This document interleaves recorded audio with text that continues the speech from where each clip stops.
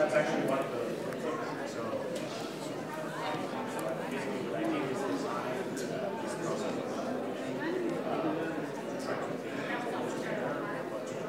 And we're going to do something that isn't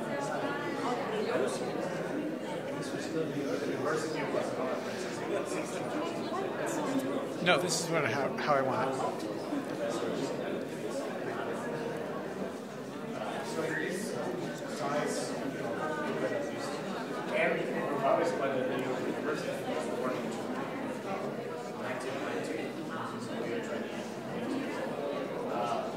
That means that we still have some fresh spirit.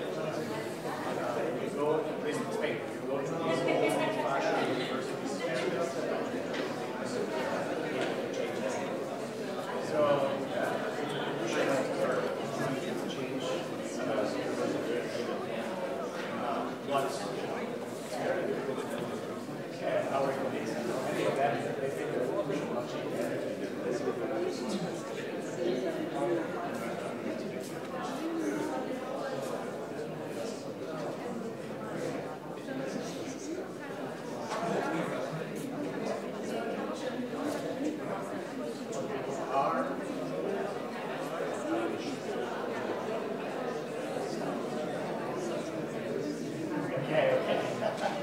You're not supposed to.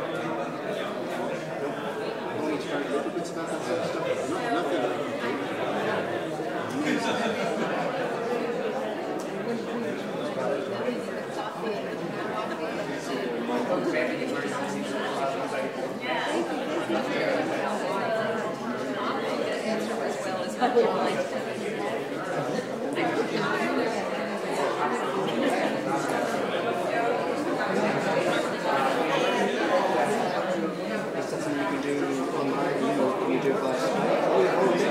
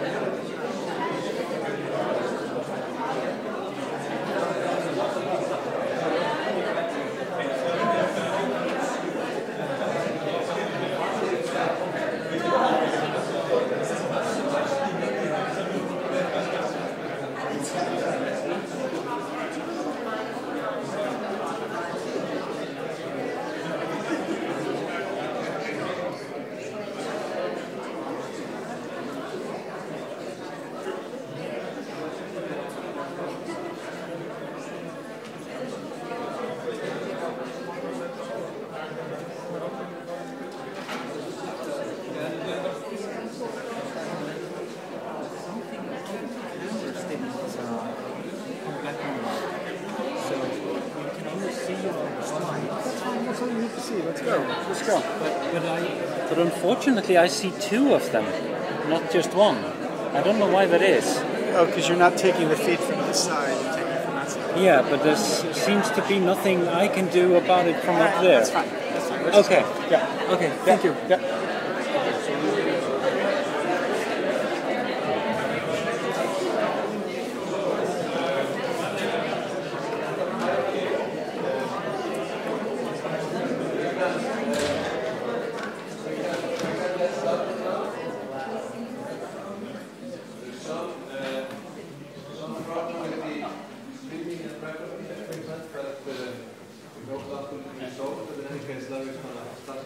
So our next speaker is Lawrence Lessig from Harvard University.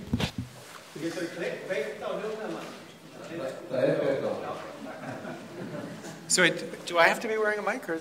No. Okay, great. So thank you. It is incredibly wonderful to be back to talk about this, because the ideas that I want to talk about here, I began to think about when I was here before for 4 glorious months, when my family and I got to live a stone's throw from this building and experienced the story of the Icelandic constitutional struggle. And so I'm not going to talk directly about that struggle, because you know more than I do about that. But I want to talk about a deep anxiety that I think we all feel, and one solution that I don't think we're discussing enough.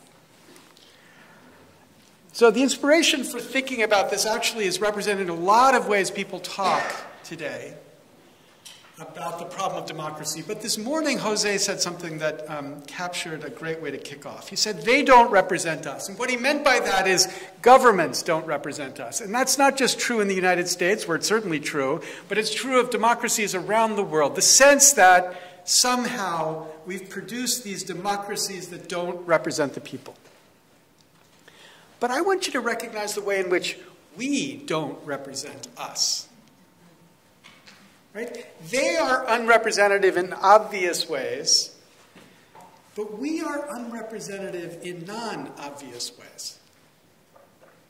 So in this talk, I'm just going to point to the obvious ways that they are unrepresentative, and I want to focus my talk on the non-obvious ways that I think we are unrepresentative, because I think we need to recognize, as important as their problems are, our problems are worse. And by that I mean, I think democracy putters through with the problems that they have, but I don't think democracy survives with the problems we have unless we find a way to solve them. Okay, so I start with number 0 to be the thing I'm just pointing to. I'm going to go very quickly through this argument about why they don't represent us. It's remarked across the world that we've become polarized, and that's certainly true in the United States.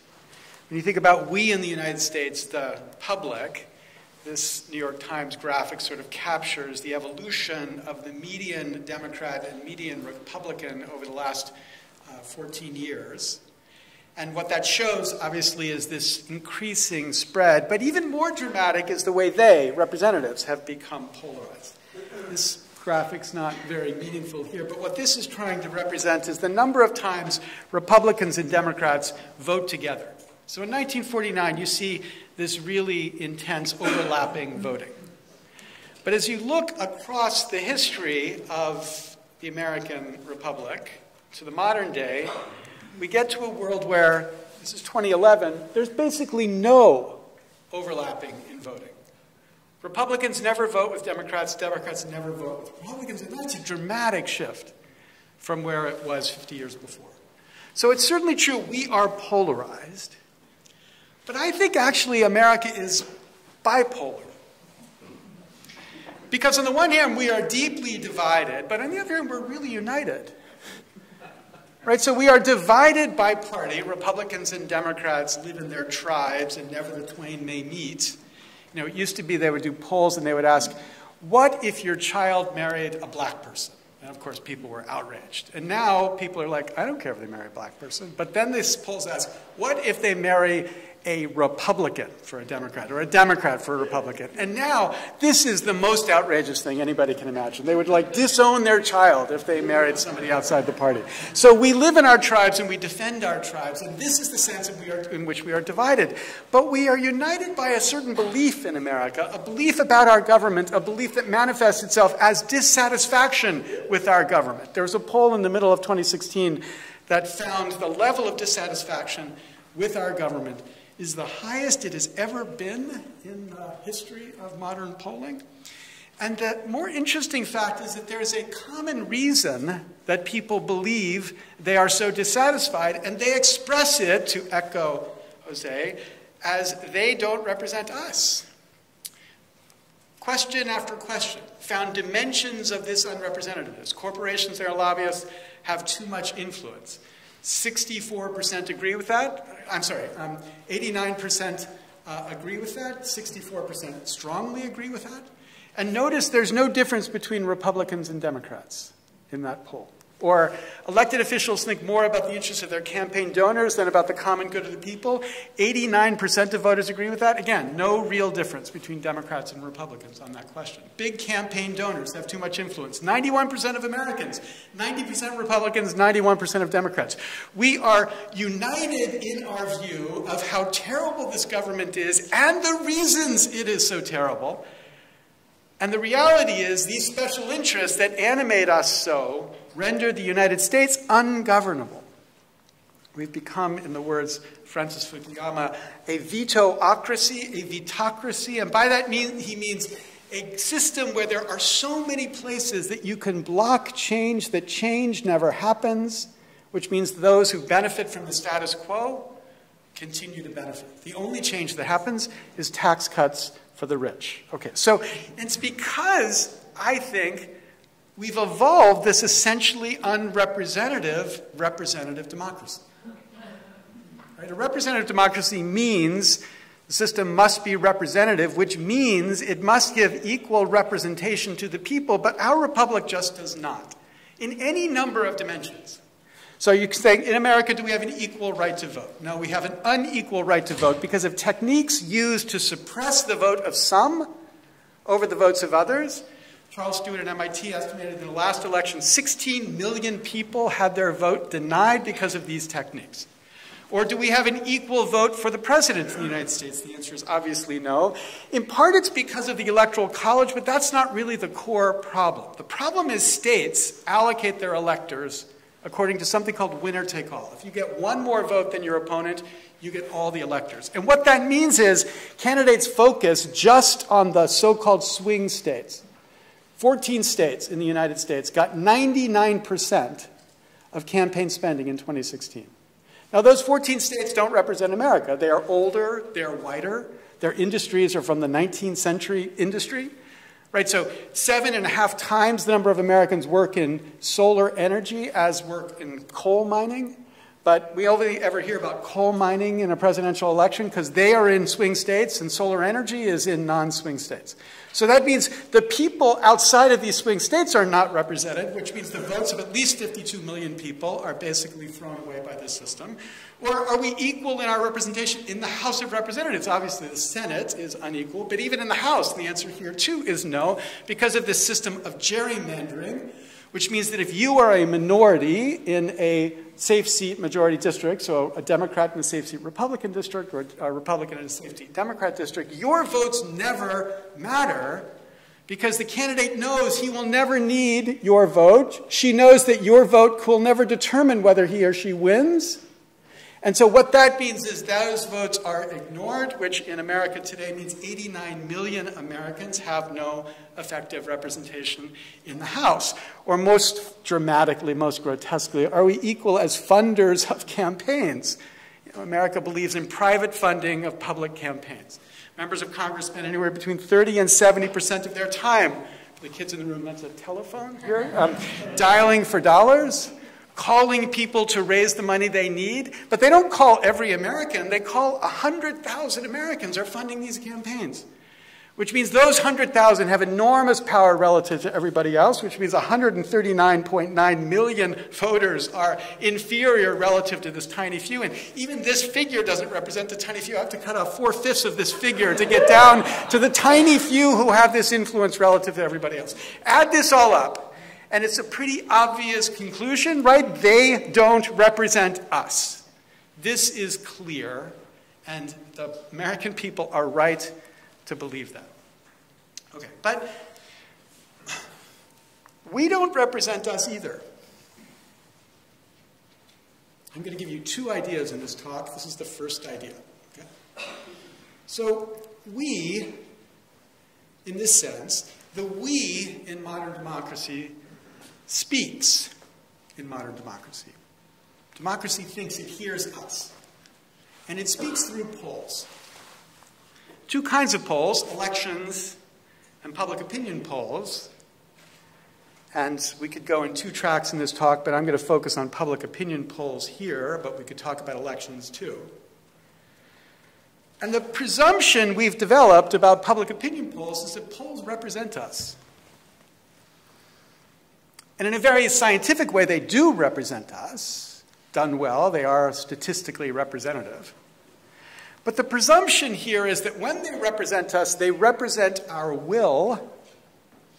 And that means there's a presumption that there is a will out there. And that polls are good at finding it. There's a presumption that there's a will. Let's call it the presumption of existence, or the presumption of persistence, that there is a will of the public that persists. And that what our objective in democracy should be is to go out and discover it so we can use it to steer government. And I want to convince you that's a mistake. I want to convince you that this idea that what's persisting is the public will is a fallacy. The idea that there's a will that's knowable and measurable and possessing normative significance is a mistake. I want to get you to reject this idea of the presumption of persistence. And I want to argue instead that the will of the public is kind of like Schrodinger's cat, right? The will does not exist until it is constructed, or at least in a normatively appropriate way. Until it is constructed in a normatively appropriate way, it should have no normative significance on our democracies. Say that again. Until it is constructed in a normatively significant way, it should have no influence on the decisions of our governments. Now, should is aspirational because clearly right now it does. This morning, you have this extraordinary prime minister. I have Donald Trump, but you have this extraordinary prime minister. She came here today and she told you how we're going to take a bunch of polls of the Icelandic people and ask them what they think about these questions related to the Constitution, presuming it has normative significance, what these polls tell us. Or I, in America, remember very well March 2003, where George Bush pointed to the fact that 71% of Americans believe we should go to war in Iraq as an argument for making the biggest blunder in American foreign policy history. Not that there won't be more blunders to come. It's a little bit hard now with the standard. But the point is, this normative significance is used by democracies to steer us in directions, and that's what I want to fight. It currently has normative significance. My argument is about why it shouldn't and the techniques we might adopt to change its significance and to focus when it should have upon something different. Okay, so that's the first part. Here's the second part. We should first recognize that talk about the will of the people has existed forever in the history of talk about governance and democracies. Since the beginning of the time that we spoke of democracies, people have spoken of the will of the people. And there's been a kind of dream that we can actually discover it. But almost always across the history of that discourse, when we've spoken about the will of the people, we've understood that will to be interpreted, something to be explained, to be discovered by experts and politicians, just as you might imagine the will of God being interpreted by a Catholic priest. This is actually not a Catholic priest, but I couldn't find another picture that gives this image just like that. But the point is, this priest will tell you, I've read the Latin Bible and this is what God wants you to do. And so you listen to this priest telling you the will of God. You have no direct way to know the will of God. But just as Martin Luther gave ordinary people an empirical way to understand the will of God by translating these Bibles and telling them you can read the Word of God directly, there has been the same dream with the idea of the will of the people. The will of the people in a democracy could be discovered directly.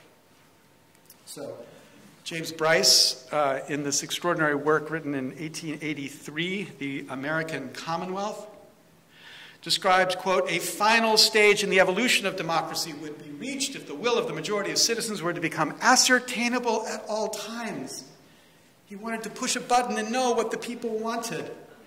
And of course, when Bryce wrote that, he spoke of the will of the people. That book is filled with him telling us what the will of the American people is on all sorts of things, but people had no way to know it. It was only interpreted. It was his dream that you could make that empirical. And it's almost 50 years to the day when it was rendered empirical. This man, George Gallup, delivered the final stage of democracy. 1935, Gallup releases his first scientific public opinion poll. And then in 1936, he causes an extraordinary stir when he predicts the winner of that election will be Franklin Delano Roosevelt. Now, that was a stir because at the time, the technique of polling that people used was the literary digest technique, which was basically to send out cards to millions of people. They got the votes of 2.5 million people about who was going to win that election. They said Alf Landon was going to beat Franklin Roosevelt by 20 points in that election. The whole world believed Franklin Roosevelt was going to be defeated in this re-election campaign. But Gallup came along and he said, no, Roosevelt's going to beat Landon, and not just by a small amount, by a large amount. This was crazy talk. And it just turned out to be the truth, because, of course, Franklin Roosevelt won the biggest landslide in the history of presidential elections, except for Washington, who didn't run against anybody. And so the idea that you could, with just a couple hundred, maybe 1,000 people, know the truth, when up to that moment people thought you had to get millions of people to answer questionnaires, radically changed the idea of the empirical access to the people, and the final stage was delivered. We had a practical way to know what the people wanted, and George Gallup went on an extraordinary writing campaign to convince democracies to turn their decisions over to the people.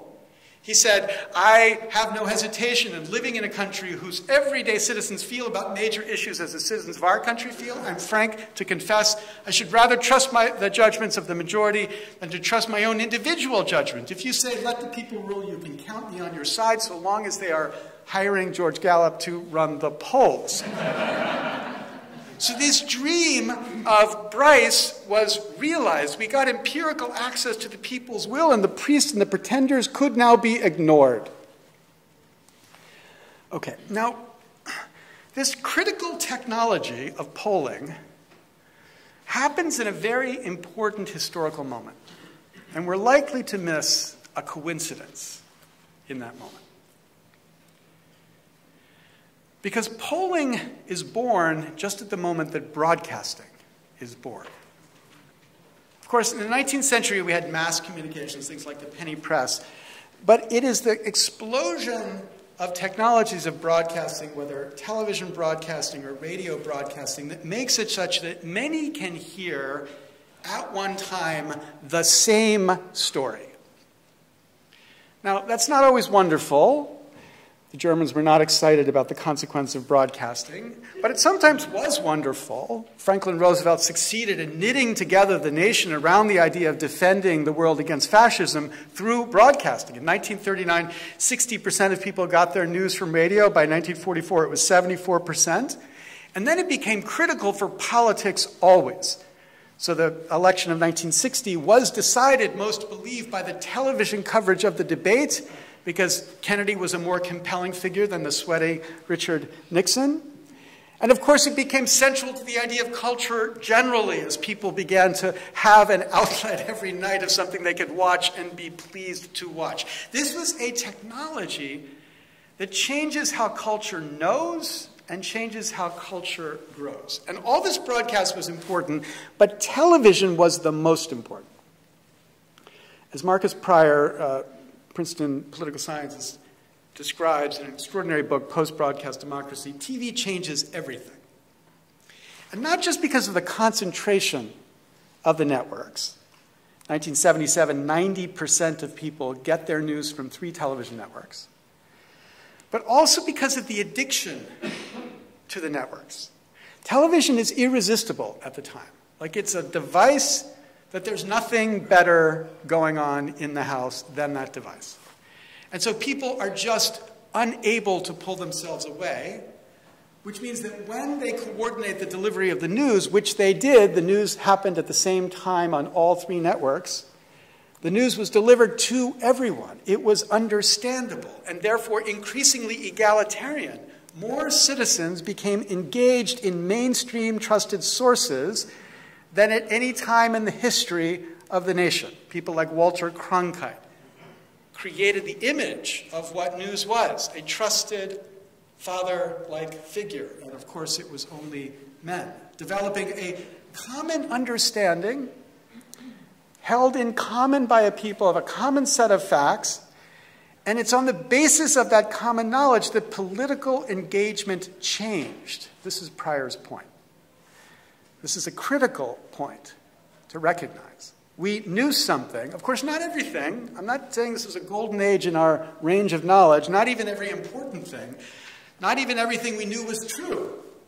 But we knew something. We all knew something. And we were polled about what we knew. And thus, here's the key. When polling was born, it was born to a very special public.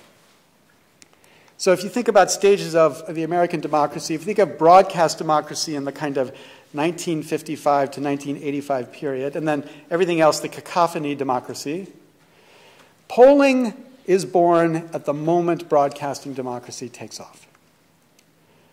And it's because of broadcasting that we have a thick set of common knowledge, and that thickness of understanding produces understanding, and that thickness produces progress. And the polls report the progress.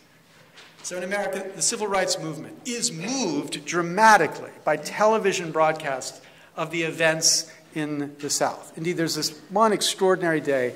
I'm sure you've heard of the Bloody Sunday massacre on the Pettus Bridge, which happens on the day that America is watching Judgment at Nuremberg. So literally 80 million Americans are watching Judgment at Nuremberg, feeling good about themselves, convinced they are a great people because they fought those Nazis. And the television show is interrupted, and they show images of police officers beating people just peacefully marching across a bridge. And the psychological shock of being exposed to this extraordinary counter-narrative changes the debate dramatically. And it's because everybody is watching all of these interventions that the debate makes progress. Same thing in the context of Vietnam, a war that was deeply popular, gets destroyed by images of the Tet Offensive, which, though technically, according to military people, was a victory, but according to America watching it, was a terrible defeat. Or the environmental movement that developed so powerfully because people get into focus on the terrible way in which the environment was being ruined. The point is, we the people seem smart as we see this progress. Smart people push the progress. The progress makes a respectable public, and a respectable public becomes a normatively significant public. Okay, so this is the happy coincidence of the 20th century. We learn how to hear the people just when the people have something smart to say. And they have something smart to say because they knew a common set of facts, and they knew a common set of facts because they had a daily education lesson for 30 minutes every night by a program intending to tell a story right down the middle, reporting the facts as quote, objective news would report. Okay, so if Gallup gave us the final stage, which was the broadcasting stage, now I want you to think about the stage after the final stage, this kind of post-broadcast stage. Because, of course, what we saw in America is until 1983, it's basically just network television. But this graph captures the dramatic change in just television. This is pre-internet. So what this graph shows you is, oops, sorry. This graph is showing you the big three television networks go from this is the black bars, this is the penetration drops down. And then this is the cable penetration, the white bars. And then this line shows you the average number of channels per cable offering. So by the end, 100 channels are being offered to everybody. Literally 82% of Americans now have a device that gives them 100 channels. And the point is, as that happens, the consumption of television changes dramatically. Television fragments, people are no longer forced to watch the news. And cable, of course, is only the beginning. We can now extend cable to the internet, which gives many, many, many sources, leading to extraordinary fragmentation and exposure, both in culture and in democracy. And it has a dramatic effect on what people watch. Those who were forced before to watch the news, because that was the only thing on, they're not forced now. And most of them don't watch it now. And those who do watch it become the news junkies, but the news junkies are increasingly channeled into partisan outlets, so they become partisan news junkies. And that changes the business model of broadcasters. So no longer, Walter Cronkite couldn't last 2 weeks in broadcasting today. It's people like Sean Hannity, who has no connection to truth in anything he wants to say, but it's really compelling to the people who listen. These networks increasingly discover the partisan pays, and more partisan pays more, which means they have an incentive to make us stupid. Right? So think, for example, about reporting about science. We know lots of issues are partisan-related science, so global warming or GMOs. But what's interesting is not all science is partisan, in the sense that people don't react in a partisan way to all issues in science. My friend Dan Kahan has this graph. It's kind of incomprehensible like this, but basically the downward sloping lines reflect partisan reactions to those scientific issues. So global warming is a very steep curve, meaning if you're a Republican, you're less likely to think there's any problem with global warming. If you're a Democrat, you're more likely. But notice there are some of these lines that are pretty flat. So whether cell phone radiation is safe or not, there's no partisan spin on that. Okay, so you might look at that and you say, oh, that's kind of hopeful. But a marketing executive at Fox News looks at that and says, oh, here's our next market. We need to render artificial food colorings into a partisan political debate. Because if we can make it partisan, people are going to be really committed to us about artificial food colorings or radio waves or genetically modified. So the point is, there is an incentive, if it's their business to polarize, an incentive in making us stupid. Making us stupid becomes a way to make them more profitable. This is a consequence of a platform for delivering news. So, okay, summarizing, just to pull this together a little bit right now, technology enables this fragmentation. The technical fragmentation yields this economic incentive to fragment. And the point is then, if there was intelligence before, in the age of broadcast democracy, conditions have radically changed. Technical conditions have radically changed, and so those conditions have disappeared today. Now, it's not just a sad story. I mean, I think it's a great thing for culture. If you look what's on television today, at least in America, it's the best it's ever been.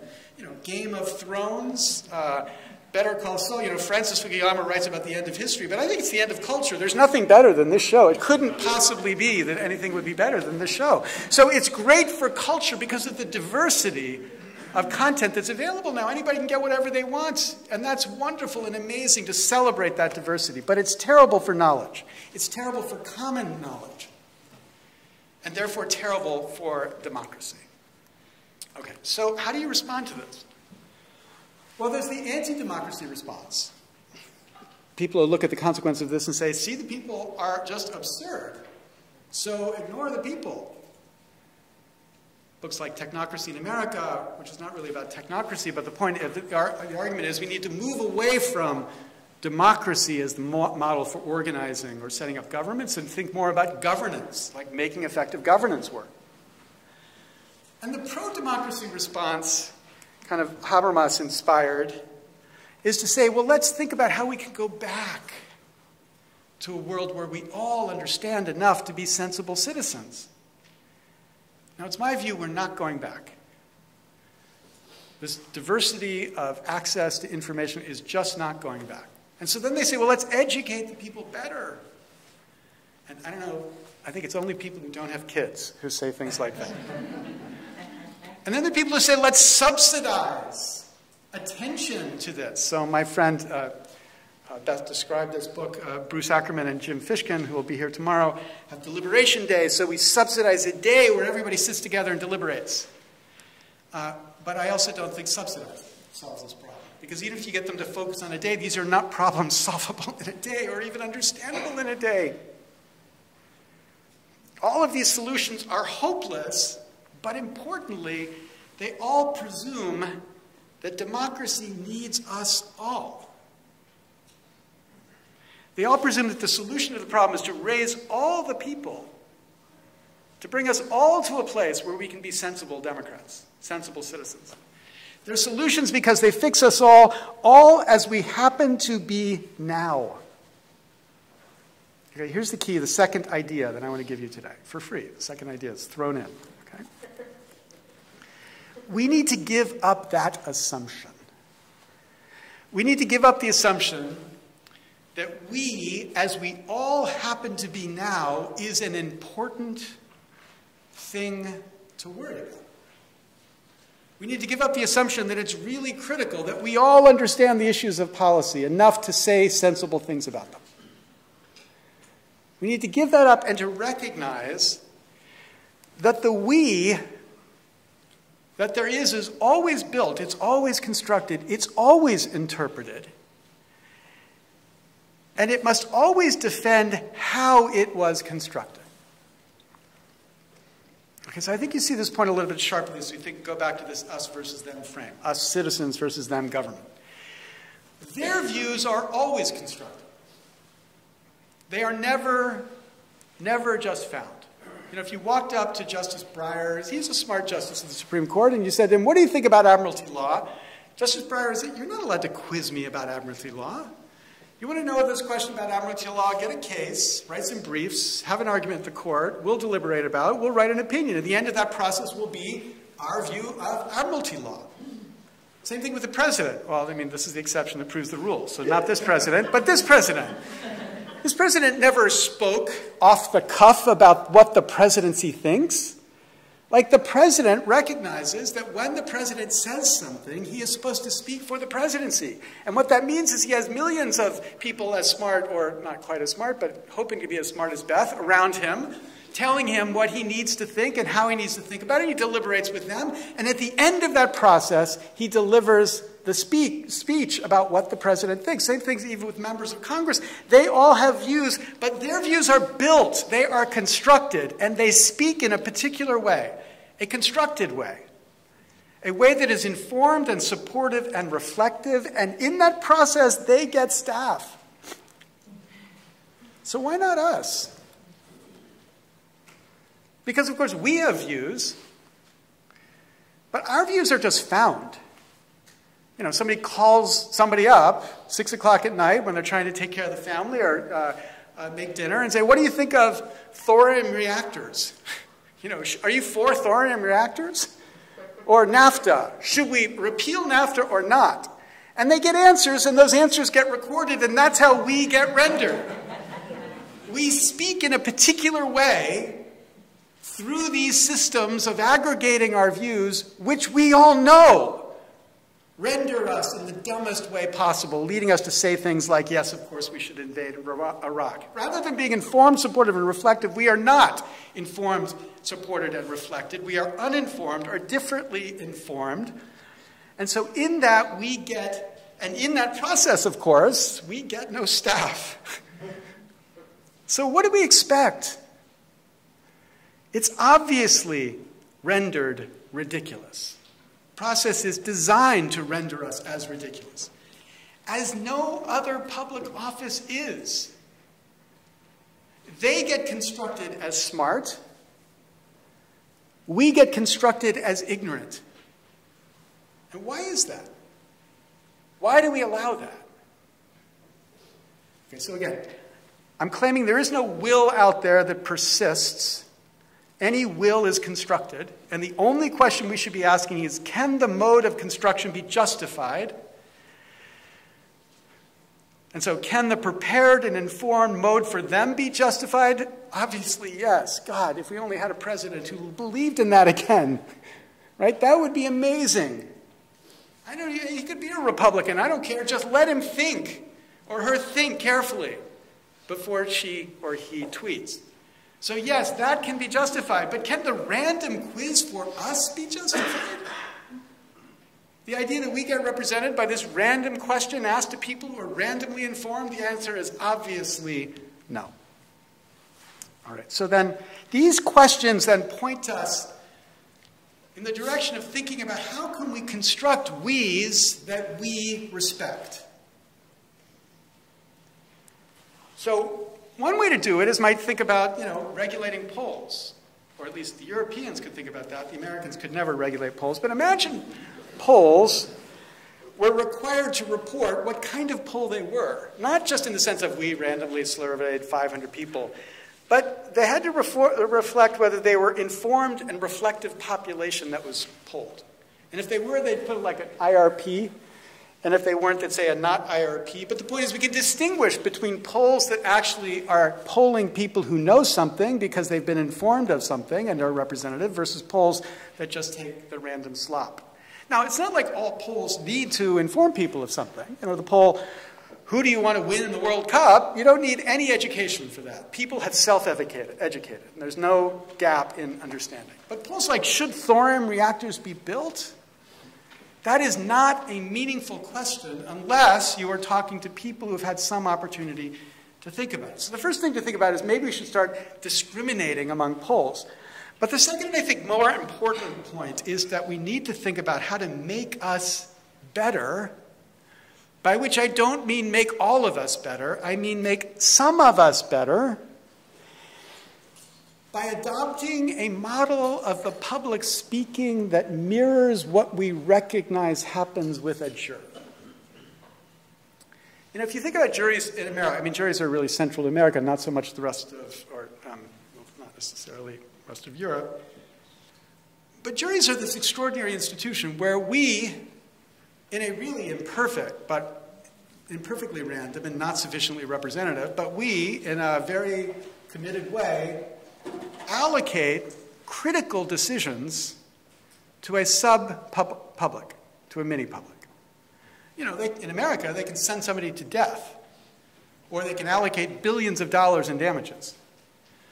And when we do that because we expect that they will be placed into a context where they will be informed, given both sides of the argument, have a chance to deliberate, and then they will speak. And what we know is any step along that way does not earn the right to represent what the jury says. If you polled them midway through and said, what do you think now?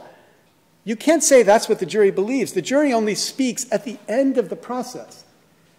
And nobody in America is troubled with this idea, or the idea that we've delegated to these mini-publics these critical decisions at different points of time.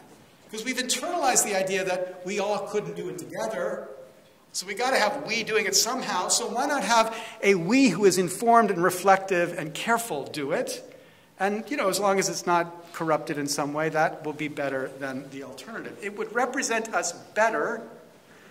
And this, it seems to me, is the project. So I think, it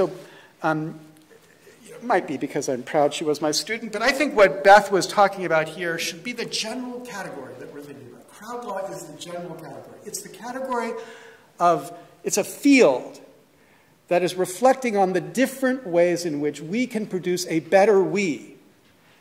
And of course, it's different depending on the need and the particular application and the context and the constraints and the resources, no doubt. But it is the field that is thinking about what is the way to make a better we in the context of democracy. And the particular one that I'm very focused on and have been excited about for 20 years is what Jim Fishkin will talk about tomorrow, deliberative polls. Because what deliberative polls are regular scientific polls, but the people being polled are representative and informed. And as you know, the process of that informing is the critical step in making sure that people know what they're talking about as they deliberate and as they come up with some views at the end. So for example, you came close to this in the process which eventually the council worked on to produce your draft constitution. The first stage, though one could say should have been longer, should have been more preparation, but the first stage of the 1,000 randomly selected people identifying values was the model here. But I think the really exciting example that I get to tell before Jim's here, so I'm stealing some of his thunder, happened in this place. This kind of looks Icelandic except for the animals, right? But this is Mongolia, where this is a picture. It's not a painting of like a normal person in Mongolia. So Mongolia has this amazing law that says before they can consider a constitutional amendment, it has to be passed through a deliberative poll. So Jim and I went to watch this happen last May. The first such deliberative poll in the history of the world, by law mandated deliberative poll. 700 Mongolians gathered in Ulaanbaatar. So these 700 Mongolians, Mongolia is the size of Western Europe. It has a population of 3 million. So half of these people had spent 2 nights in a bus to come to Ulaanbaatar.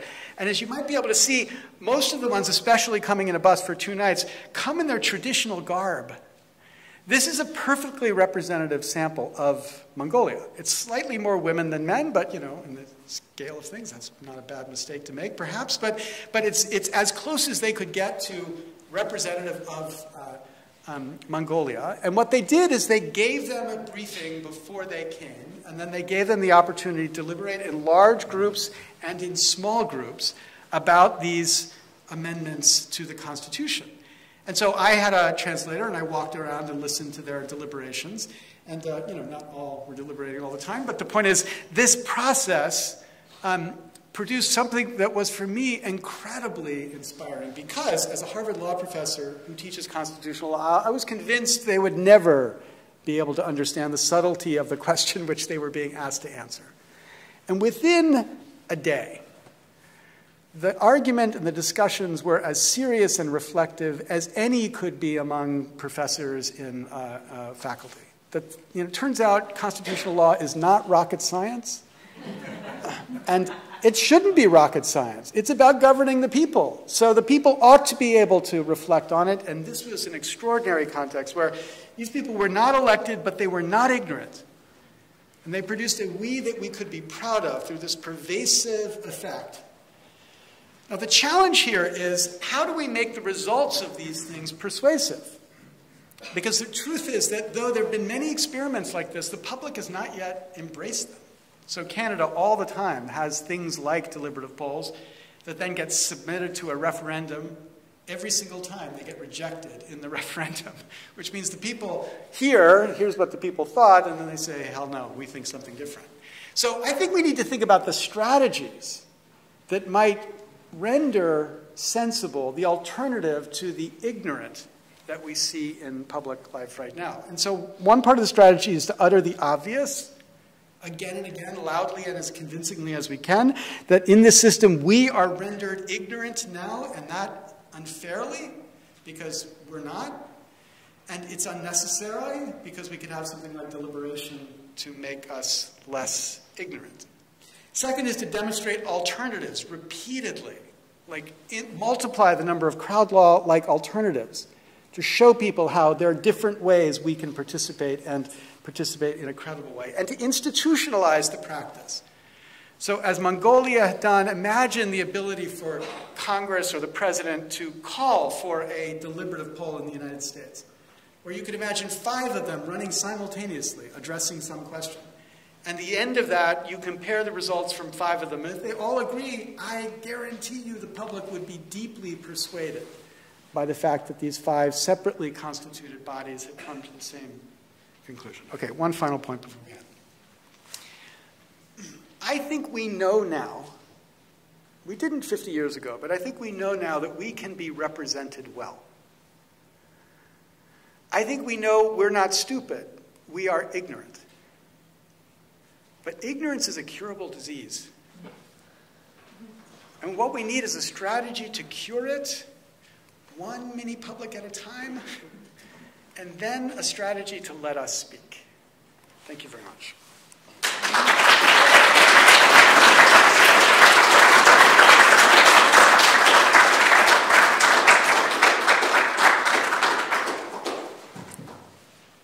Thank you, Larry. We have some time for questions. Anyone? Let me see. I'll begin with you. You probably considered this, but I have some questions about the Mongolian deliberative polling.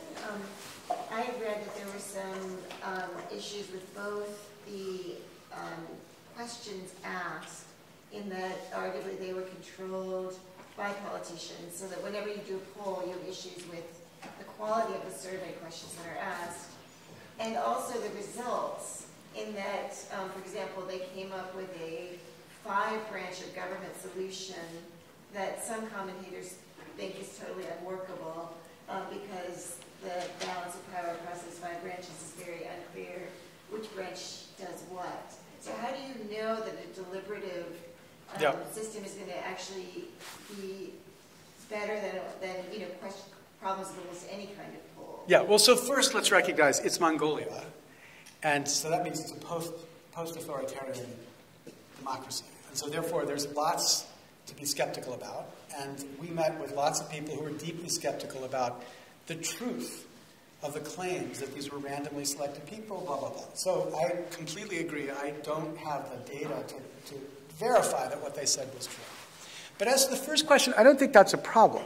Because the point is, when Congress, so the point is, the Parliament has an obligation. When it wants to amend the Constitution, it's got to pass those amendments through the deliberative poll. Now, obviously, it's going to decide what it wants to consider for amendments.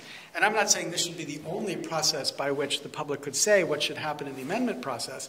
But I do think that it's a salutary check that you say, okay, you want to amend the Constitution? Let's first see what the people properly constituted think. And as to the substance of the answer, I mean, I don't want to go, we can maybe talk about it afterwards, but I actually think it was a pretty brilliant solution to a deeply endemic corruption problem that they were having. I mean, for example, one of the solutions which the deliberative poll came up with is this. The governments had adopted this process of every time there was a new government, they would abolish all the departments and recreate them slightly differently named. So Department of Education would become the Departments of Local Education. And then they would be able to reappoint people to the new departments, destroying the opportunity of civil service reform to make sure that it wasn't partisans that were in there. These people, really on their own, came up with the idea, what if we just make the departments constitutionalized so you can't change the departments, right? And so part of the multi-structure thing that they do there, I think, is directly responsive to a deep and endemic problem of corruption. So I understand I wouldn't want it for America. I want to solve our corruption problems differently, but I could understand why they thought it was a real solution to the problems they were having. Thank you. So I have a question, and I talked a little bit about this earlier in my talk, about this idea that we've been working on recreating deliberative polling. I loved that idea.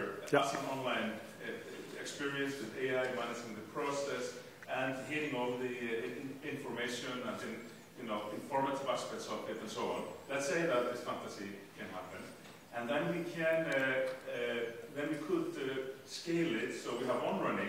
But why not in an Icelandic contest running 100 simultaneously, and in an American contest maybe tens of thousands simultaneously on the same subject? What do you think sort of the effect on the democratic sort of legitimacy would be on being able to do that at this scale? So I loved the picture you were sketching, and I kind of imagined it merging with this idea of general deliberative polls, because you could imagine, I mean, the real problem with deliberative polls right now is they're so expensive. But if you could run these and then test that the results from these were actually comparable to what a deliberative poll would produce, I'd be all for it. And Jim is testing not as aspirationally what you're describing, but I think if you can sit him down and show him the story, then this is a really important collaboration. But let me be clear, I don't want a world where the people are constantly governing. I think that's what we hire, that's what we pay them the non-big bucks for, right? That's their job.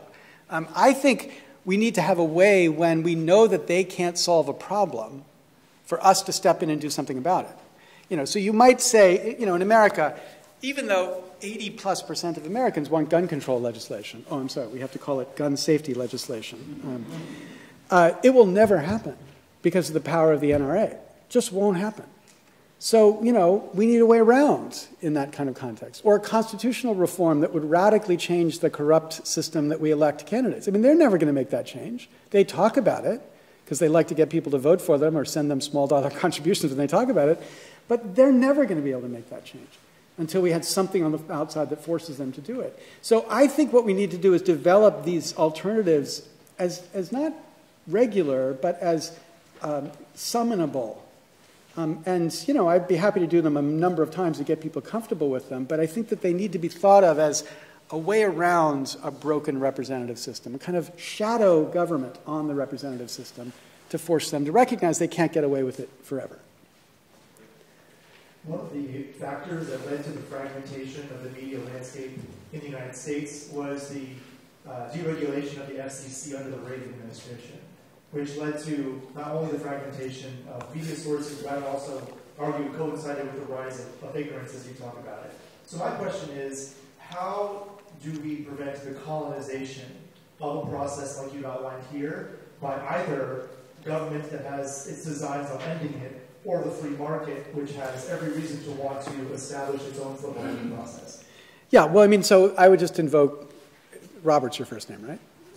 Yeah, so I would invoke Robert's plea at the end of his talk that we have to build, constitutionally architect these alternatives in a way that they're not vulnerable to the demands of the market. I mean, I think, we need to recognize the market's really good at doing things efficiently. But they're really good at doing things efficiently for themselves. So the idea you're going to trust the market to be thinking in the public interest is just completely naive. I mean, there's a period of time where they'll think in the public interest.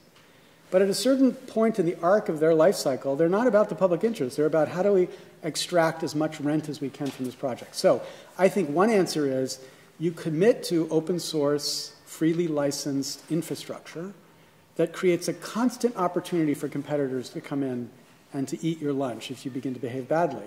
And you have to extend that principle beyond just the code, also to the data. So this is why I think what Beth was talking about too, about the portability becomes so critical, so that you could imagine a world where you create that as a competitive threat that forces, to the extent you allow private companies to do this, forces them to behave in the public interest. And finally, the only thing I used to do was technology and IP-like issues. And I gave that up a decade ago because I became convinced that none of these fights are worth it until you end the corruption of the government. Because, the government will never do the right thing as long as it's corrupted in the way my government is corrupted. So I think, this is the first move. And I don't want to speak about your government, but I want to say on our government, that's the first thing that's going to happen. Because every great thing we accomplish just gets eaten away, gets sold, gets auctioned away by the next administration. And this administration is a perfect example of that. I mean, there's kind of an obsessive story to tell about how Donald Trump's single purpose in life was to negate everything Obama did. And there might have been like a moment where Obama embarrassed him very, very grotesquely in public that kind of triggered him to this. Like it was the joke you should not have made. That was that one joke. Because it created this commitment, this purpose in his life. But it's not just the things that Trump even knows about. They were able to sell every great policy Obama did to the opponents in a promise that they would basically take it down. So network neutrality. I mean, even though it was overwhelmingly supported by the public, this was a strong commitment, and they delivered on it. They delivered in the face. And the point is, that's just a product of having this commercially interested political system, and we have to find that solution first. I think, thank you for the presentation. I agree with most of what you said. I have some problems with the idea of penny publics, though, and I expressed my concern regarding David's presentation this morning. So I think with the idea of penny publics, what we can get is actually a statistical representation of the people, right? At its best form, right? And as I think that we now know why politicians do not represent us, right? And that's actually remarkably a constant pretty much everywhere in the world. So it's not only about certain features of the American system or any other system in particular.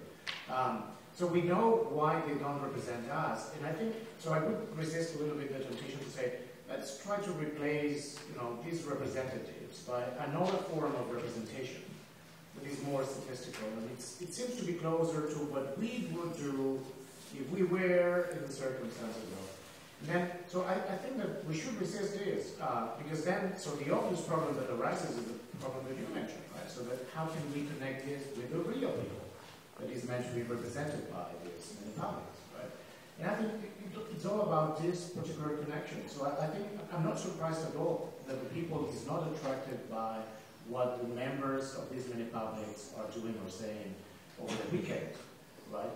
If all the system is telling the rest of the people that it's not their business actually to pay attention to politics or political positions and so on.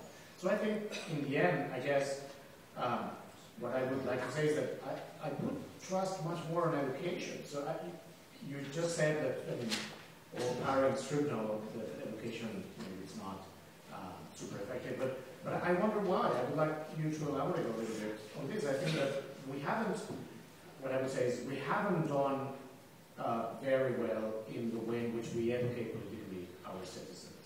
I think the room for improvement is huge. So why should we be so pessimistic about education? Yeah, so let's just be clear. I think that will correct 2 more questions. Because So this is really complicated. Can I just make sure I respond? I think I want to be very clear that I'm not trying to replace representative government with mini publics. I'm trying to compete with ignorant polls by elevating mini publics. So when the public here's what we believe, 71% of us believe we should be going to war in Iraq, I don't want to, we can't ban that, but I want to create another channel where we actually hear a different kind of view. Because I think that over time, if you heard sensible talk in this other channel, it would devalue the significance of the kind of ignorant polls. And so that's the real objective. Now, I'm motivated to that objective by A, believing we're never going to go back to the world of 3 networks, and I don't want to either anyway. And B, we can educate, and I educate, and I want my kids to be, but I just don't think it's going to be enough. I think that the opportunity for the populists to exploit the ignorant polls to produce the worst government possible has proven itself again and again and again over the last 10 years. And if we don't somehow get away from the democratic ratification that we give to those polls and find a way to be critical and skeptical of them, we're toast. Because in some sense you could say we've just gone back to the 19th century. Because in the 19th century, they didn't have broadcasting. Everybody watched the partisan press. But the difference is, in the 19th century, there was no way to represent the people except through the politicians. So they didn't have polls. And the criminals, the criminal populists, couldn't then leverage that ignorance to bad ends. But they do now. And if we don't find a way to neutralize the significance of those ignorant polls, I think we are vulnerable. So I want education, yes, but I also want this on the table so we have something to compete with the dangerous ignorance. So I'm happy to take a line of questions. On a single question, you mentioned that in Canada they use deliberative polling or something similar, but then it's vetoed referendums. But isn't the point of these deliberative polling that you would get more informed decision, and aren't you undoing it by having a referendum about it? Absolutely. I think it's completely stupid to be having these referenda. But the problem is, the politicians who set these up believe that's the only way to get democratic viability for it. But I think we need to begin that conversation of convincing people that it's stupid. Like in America, if you said, should we take every jury verdict and put it up for a referendum? People would say, hell no, why would we do that? What, I got to study these facts of the case? And, so there are obvious contexts where people get that they shouldn't be doing that. But they do it again and again in the context of the deliberative, in Canada at least. They did it in California too. They screwed it up the way they did in California, and it was also rejected in California because of the way they screwed it up. But I think we need to get to the place where people are okay with the results. And the way that you do that is I think you start by saying you're not deciding anything through the deliberative poll. It's not like we're delegating the decision, are we going to go to war or not, to the deliberative poll.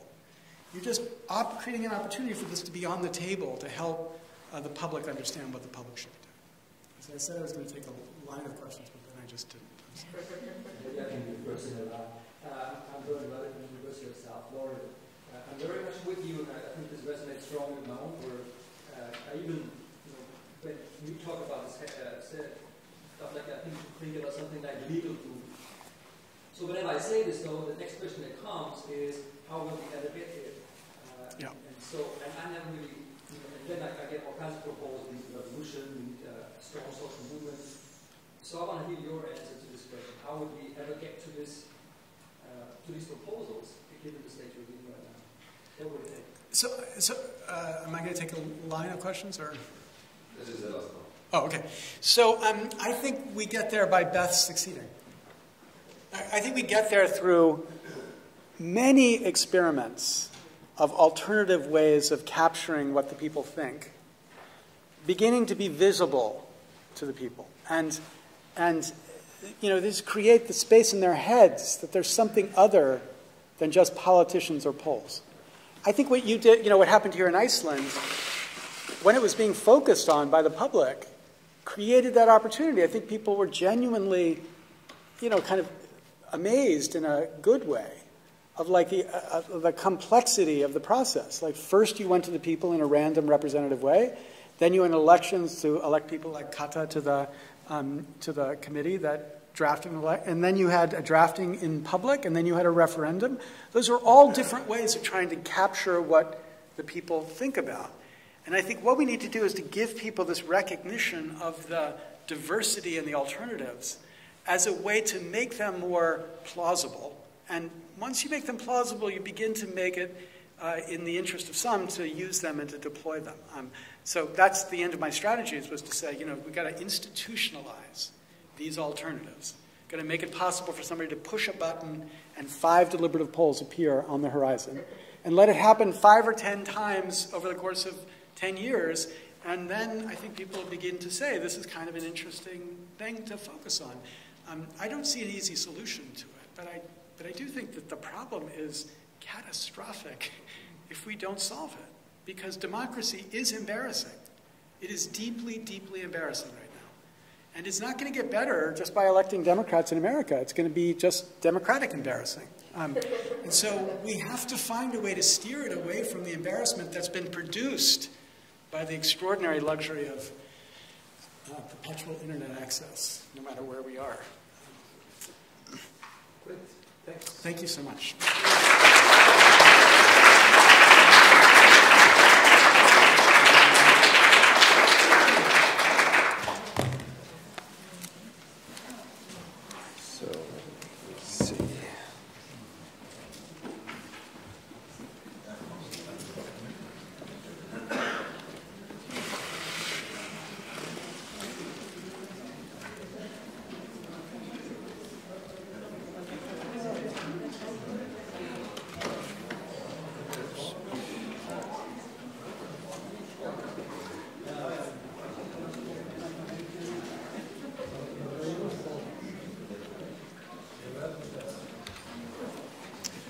Just going to put up, you're not using any slides, right? No, I'm not using any slides. I'm just going to put up one slide with your name and... That's great, thank you. Thank you for doing that.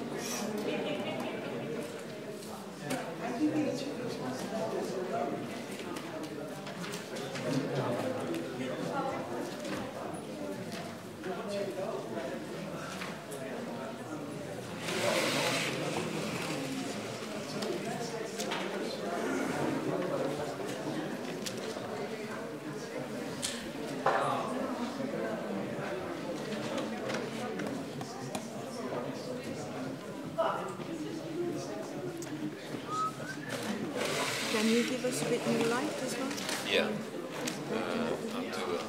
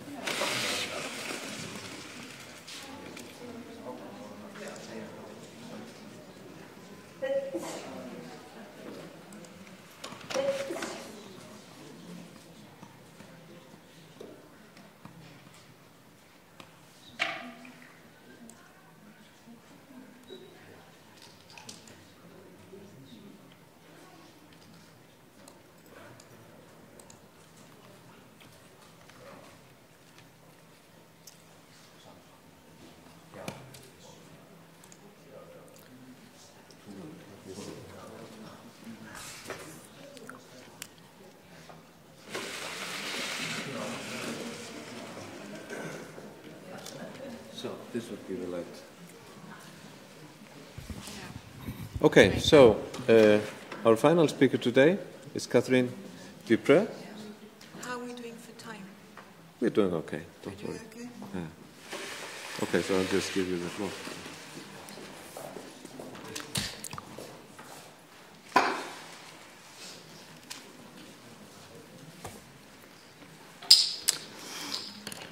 Okay, so good afternoon, everyone.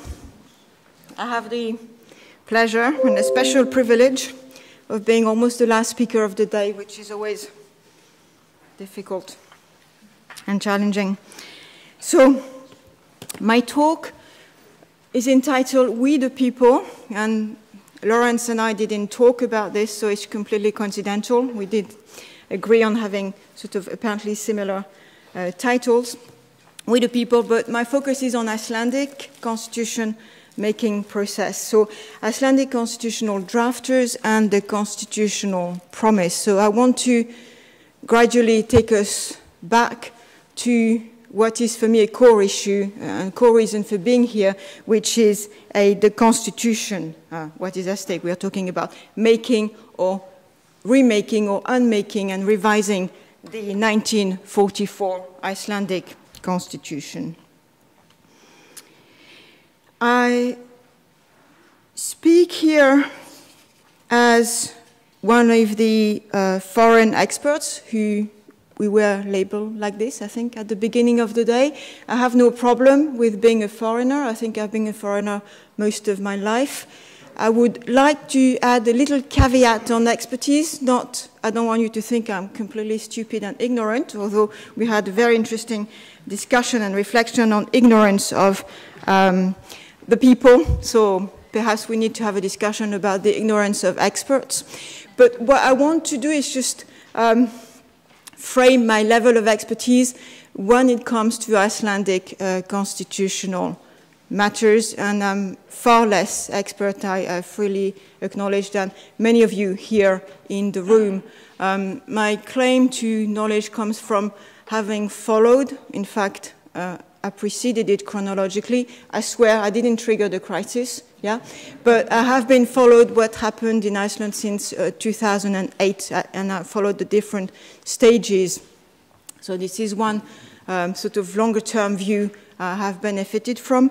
I have also, and I'm also benefiting greatly from the conversation I have had as the co-editor with August Thor Arnarsson, who's there, of a collection which brings together contributions by many, not everybody. We couldn't include everybody for practical reasons, and many of the drafters who took part in the process of the revision of the constitution here in Iceland. So I have learned a great deal through them, and I have been really lucky and very privileged to learn by reading, often being the first reader of the draft they submitted to the collection. So I would like to thank all the contributors and all the Icelandic colleagues and friends who have shared with me their thoughts and experience on that process.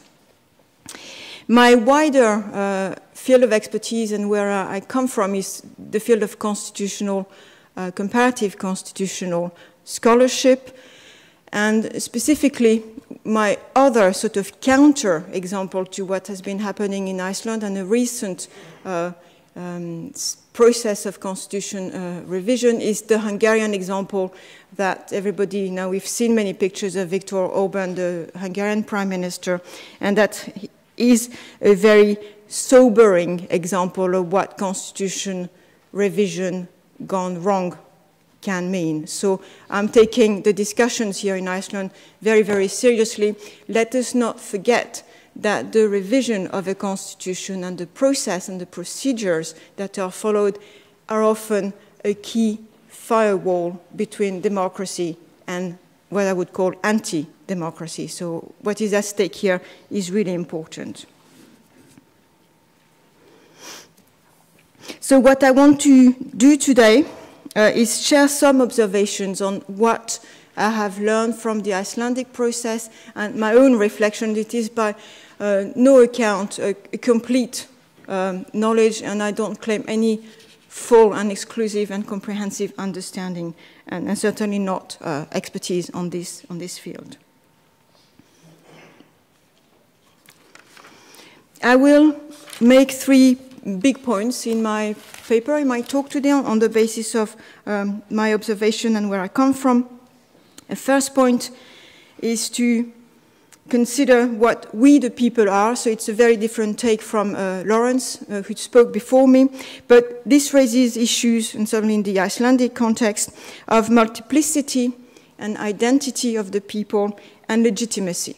Who are the people who should be the right people? Big questions here have been opened by the Icelandic constitutional reform process. The second point, which is really a core element of constitutional revision, and then we should not forget what the Constitution is about. The talks we've had so far, and have been fascinating talks, and I have learned a lot, but most of the discussion about crowd sources and crowd law was about examples of law or norms which were much below the Constitution. What we are talking here is the Constitution, which is the highest law of a given country, of a given state. And the whole point of the Constitution, or one great function and test of the quality of a Constitution, is to be able to put together, to make a promise that can be fulfilled, or that is made in such a way that it can be credibly fulfilled. So it raises broad issues of social contract, of trust. We've heard discussions about this today. So how does this relate to the people and the drafters of the Constitution? The third point and the third part of my talk will be to consider the identity, or to reflect on who we the people are from a more negative and, let's say, defensive perspective, because this is how the we the people claim emerge historically, and this is still, I think, a very relevant discussion to be had today. So the first point is just to remember and to try to open up the discussion on we the people, that there isn't just a one singular body, the we the people, and there's a whole range of possible definitions and configurations of we the people, constitutional configurations. Historically, the shaping of the we the people has always been very, very difficult. And the whole development of constitutional scholarship and political science scholarship on this issue has been a constant tension between giving the we the people the power and the sovereignty to take control of their constitution-making process, but also taking away or controlling the sovereignty that is given out to the people, because the people could never be fully trusted. And I think for a whole range of reasons, but a big question uppermost in my mind, because I've been following the Hungarian development, is what happens when we, the people, want to go away from democracy. So in Iceland, since 2008, the We the People already comprises a very, very complex set of bodies and identities and individuals as well. So just to refresh, I think Icelanders, I don't need to remind you of your recent history, but we have a whole range, just to be clear about who is involved. I would include the rioters, the people behind the pots and pans revolution. October, Iceland is about to celebrate maybe the 10th anniversary, between October 2008 to February, Jan 2009. So people on the street, and we have many pictures earlier about these rioters. But there have been also a whole range of parliamentarians, so the people, the MPs in Parliament in 2009, in January, then in February, they were same people but different government, then you had elections, so different parliament makeup between 2009 and 2013, new election 2013-2016, a different configuration again, a brief something interlude 2016-2017, and since 2017 we're on to another configuration, and the Prime Minister this morning mentioned her plan to go beyond this parliamentary term to extend the constitution-making process to the next parliamentary term. So another future configuration of the people has to be brought in the picture. There's been the national gathering, 950 people in 2010. The national gathering would not have been possible without a very small group of experts, of seven members, the committee that organized and made it possible to operate.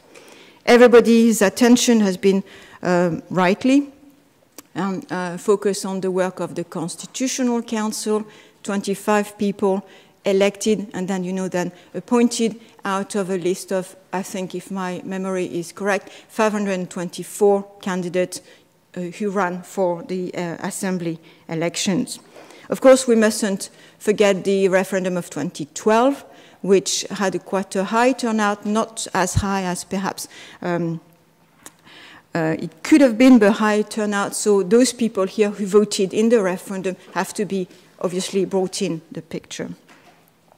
So a whole range of configuration, constitutional configuration of the people. The people have evolved over 10 years, and that is very well seen through the election results that have changed between 2009 and 2016. And I think the Prime Minister is very aware of that evolution, and she was very clear, and to me that was a very interesting piece of information, that the work that was going to be done in Parliament amongst politicians would be a cross-party work to ensure, perhaps, this is me just continuing, maybe hopefully not too mistakenly, the line of thinking of the Prime Minister, to ensure that this doesn't remain a political issues.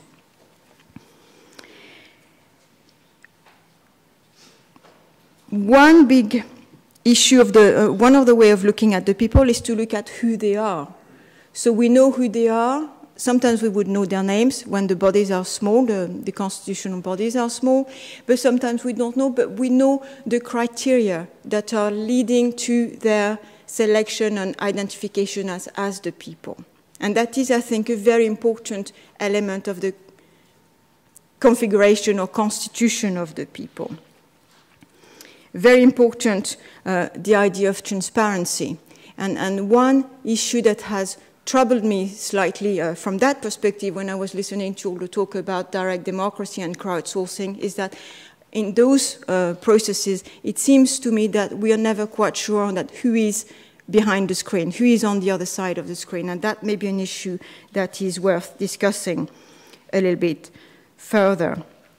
In the Icelandic case, and again, I don't claim complete knowledge of that, but my sense is that no study has yet been undertaken to identify and to know who physically were those people who took part in the crowdsourcing. So who are they? What is their socio-political profile? What are their perspectives? What is their gender? And one of my big questions is, where do the hell could they find the time? Yeah, and the resources might not have been an issue, but where could they find the time to be so actively involved in this debate? And that is, I think, a big question. So this multiplicity of the people is leading, I think, to at least two issues. One, and we are seeing that, I think, quite well in the Icelandic context and outside Iceland, if there is a range of possible the people, the question arises as to who are the people. So there's a competition. There's a competition. Who should have the last say? We have the discussion this morning. There is clearly a sense, and we've seen that, we've heard, and we've had this discussion throughout the day today, that the voters, in the day-to-day functioning of democracy, are no longer the people, or exclusively. We have heard as well some very strong, and perhaps not wrongly so, some very strong reservations in relation to the drafters. Shouldn't be the sort of traditional drafters. If there is such a group of drafters, this is not enough for the 21st century. But this leads, of course, to the key question, if we want to move from the descriptive to the prescriptive or theoretical level, to reflect as to what sort of criteria do we want to decide who the right people are. Who are the right people who are capable and legitimate and democratically mandated, if you want, to draft and adopt the Constitution? Is it, for instance, a question of number, so the majority? Majority is a big criteria in democracy, in representative democracy. Is it a question of chronology when it comes to the Constitution? Do we always have to come back to the very first drafters to know what is going on in the Constitution?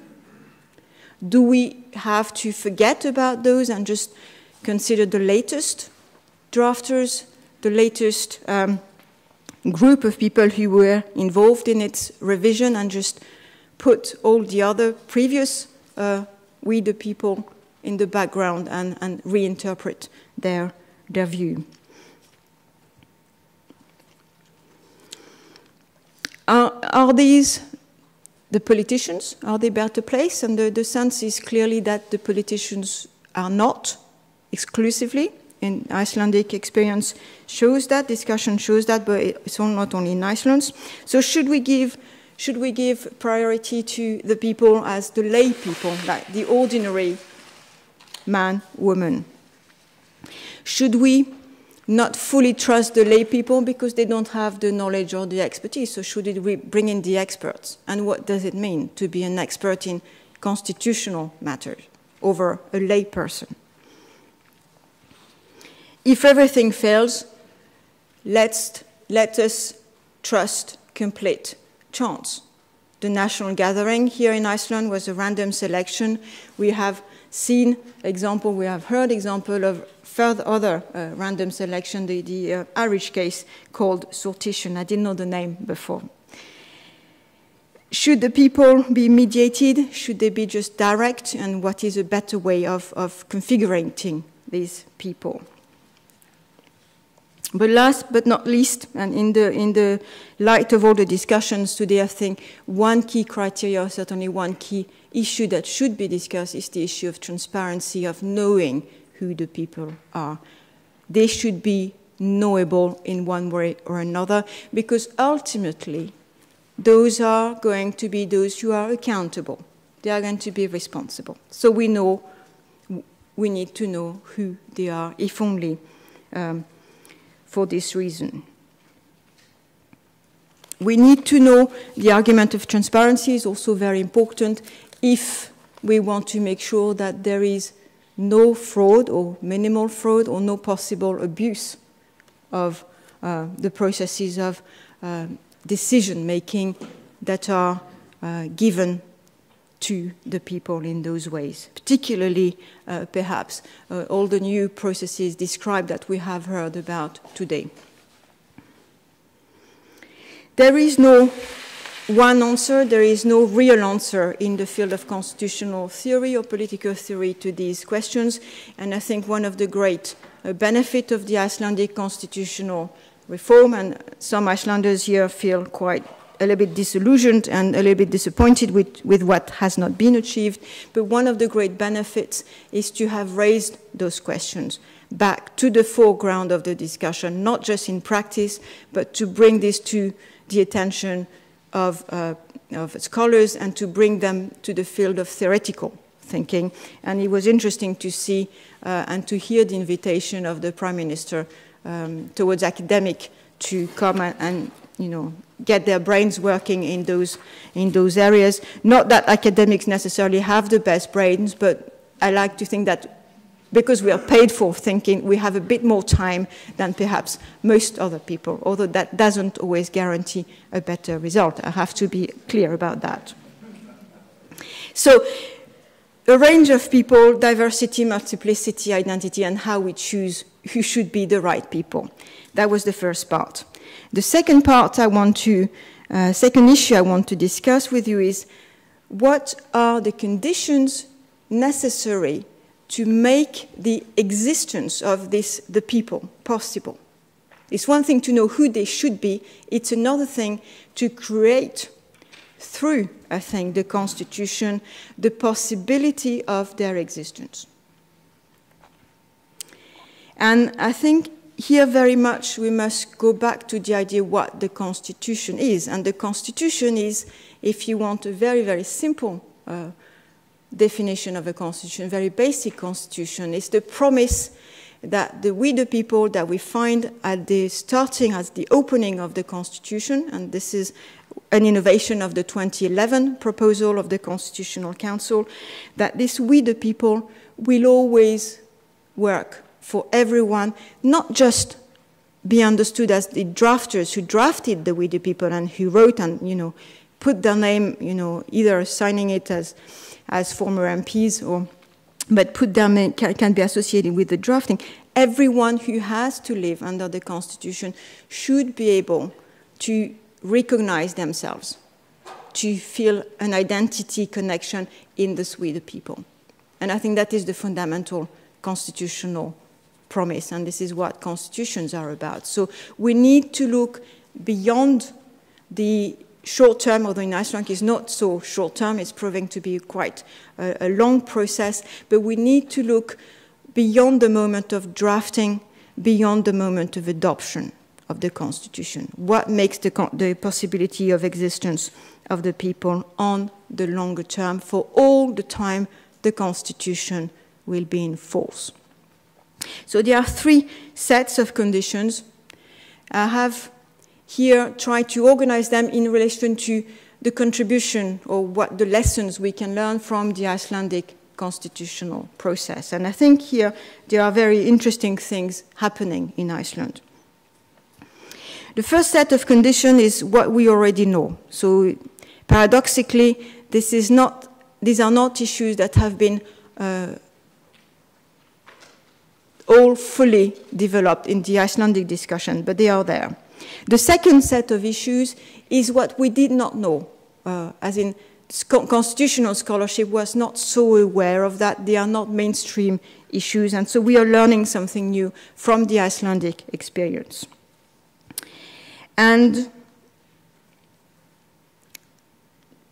I'm getting my points mixed up. The second point is what is known but not seen in Iceland. The third point is the innovation, what Iceland is bringing to the discussion, political discussion, but also theoretical discussion. So the first set of conditions are the classic condition, what makes the people possible, what makes the existence, the continued existence of the people possible. There are two conditions, the issue of revision, so the rules for revising the constitution, and I think in Iceland we've had ample discussions, because what we are seeing in Iceland is the limits of the existing framework for revisions, the limits of Article 79 of the 1944 Constitution. So very strong tension here between Icelanders wanting to stick in that framework, adopt a constitutional revision, at the same time feeling the limits of that framework provided by Article 79. The second condition in that, so classic constitutional design that I think is appearing in the Icelandic process in a very interesting manner, is the whole issue going beyond revision of how we settle constitutional arguments, disputes, issues of interpretations that may arise, that will arise all the time, how we settle these issues without having to go to revision all the time, or without having to riot all the time, without having to, be at war with each other. And here a key and a classic way of doing that is having a constitutional court, a constitutional judiciary. He will be charged with sorting out those disagreements in a peaceful and constructive, transparent and constitutional manner. And I think in Iceland there isn't such a body at the moment, but the 2011 proposal of the Constitutional Council envisages such a possibility. So that is something very interesting developing here, I think. The second set of conditions required for the possibility of the people to exist is what has been done elsewhere and seems to be working, but it hasn't been, as far as I can see, hasn't been considered in the Icelandic constitutional reform process so far. The idea behind those conditions is to try to secure in the constitution itself, to lock in forever and ever some basic structure that will guarantee a minimum functioning of democratic institutions as they are envisaged by those constitutions. So two constitutions here are often quoted. Is this the German Constitution 1949, which has locked into the constitution the fact that the republican nature of Germany should never be able to be altered by any kind of future revision. Or the federal structure of Germany may not be altered even through the adoption of a new constitution. Similarly, the protection of some rights found, assessed as being of particular importance should not be amended, may not be amended, and that's the human dignity here is their key point of reference. But Germany is not alone. India has adopted a similar approach in trying to lock in a basic structure within which the people may always exist, even in situation, and particularly in situation of crisis, if this is what they have in mind. But the second condition so that I don't think we have seen, and we'll see with the question, I don't think this has been so much considered or discussed in Iceland so far. The second condition for the people to exist is, of course, for human beings to exist. Seems pretty obvious, but it is not a condition that now we can take for granted anymore. So securing the existence, the continued existence of human beings, and I think the Icelandic proposal 2011 had some interesting references to the genetic makeup of humanity, and I think that is very interesting. My memory is not so good. There may be, and Icelandic colleagues, please correct me, some reference to cognitive processes. I'm not sure under the 2011 draft, but certainly I would add issues of maintaining and promoting and protected human cognitive processes, and we have been discussing quite a lot the input of artificial intelligence, so my question, I think, is very, very topical today, particularly at the end of the today.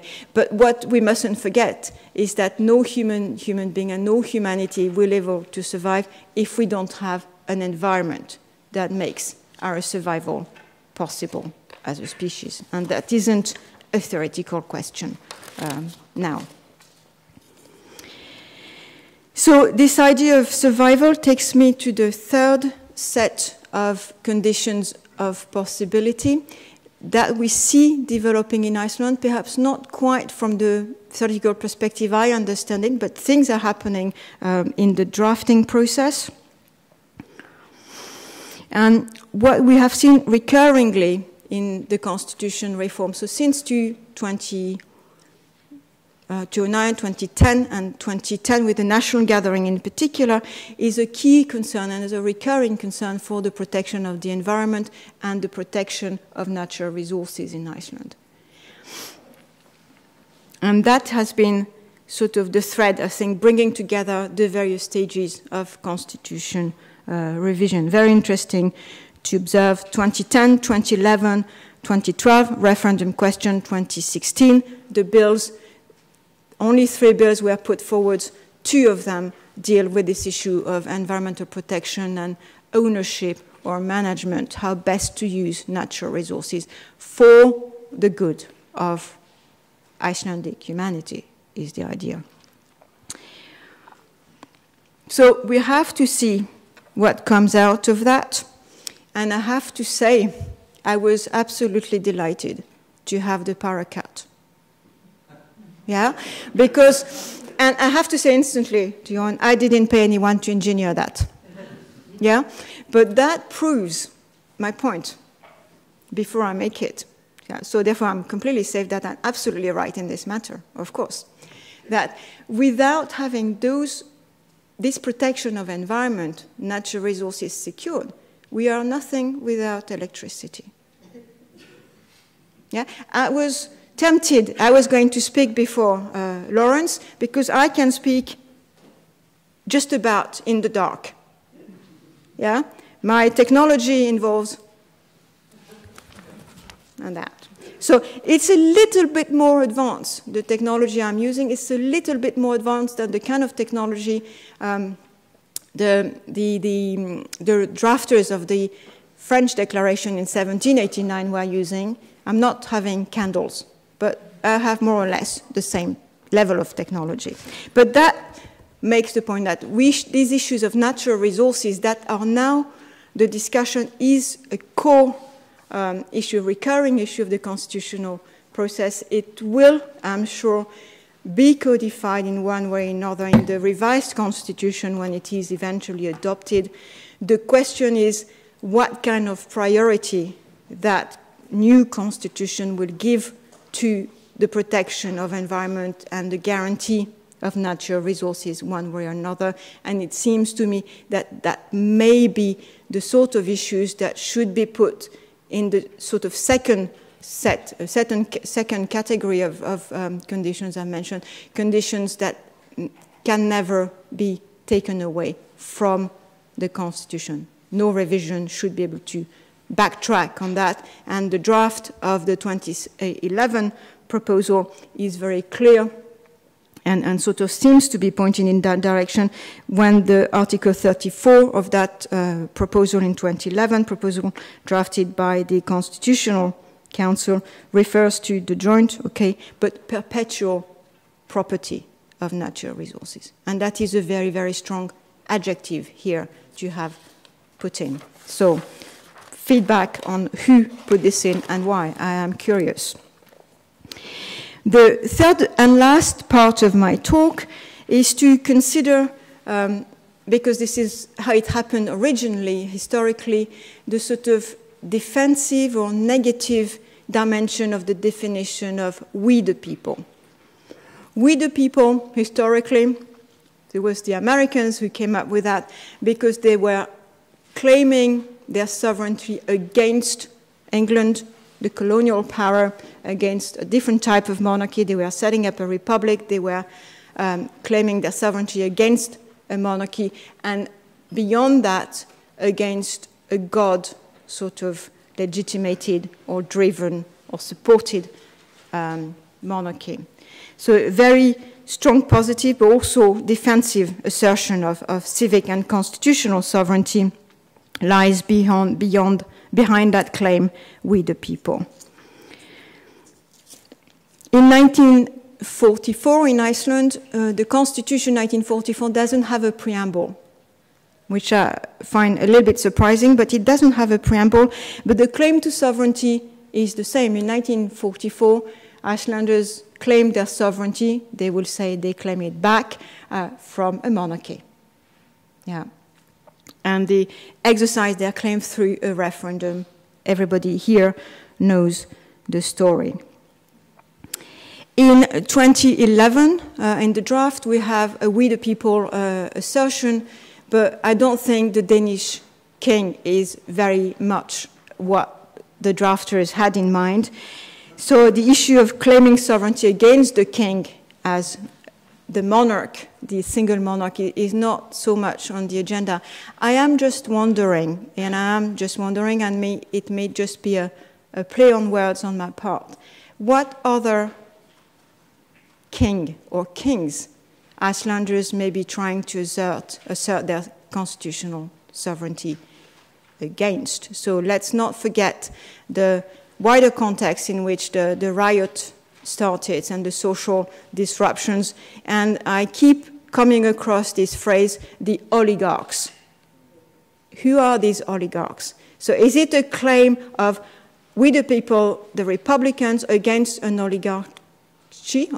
I'm not sure what is going on here, but that might require further thinking or further investigation, and maybe I am guessing wrong.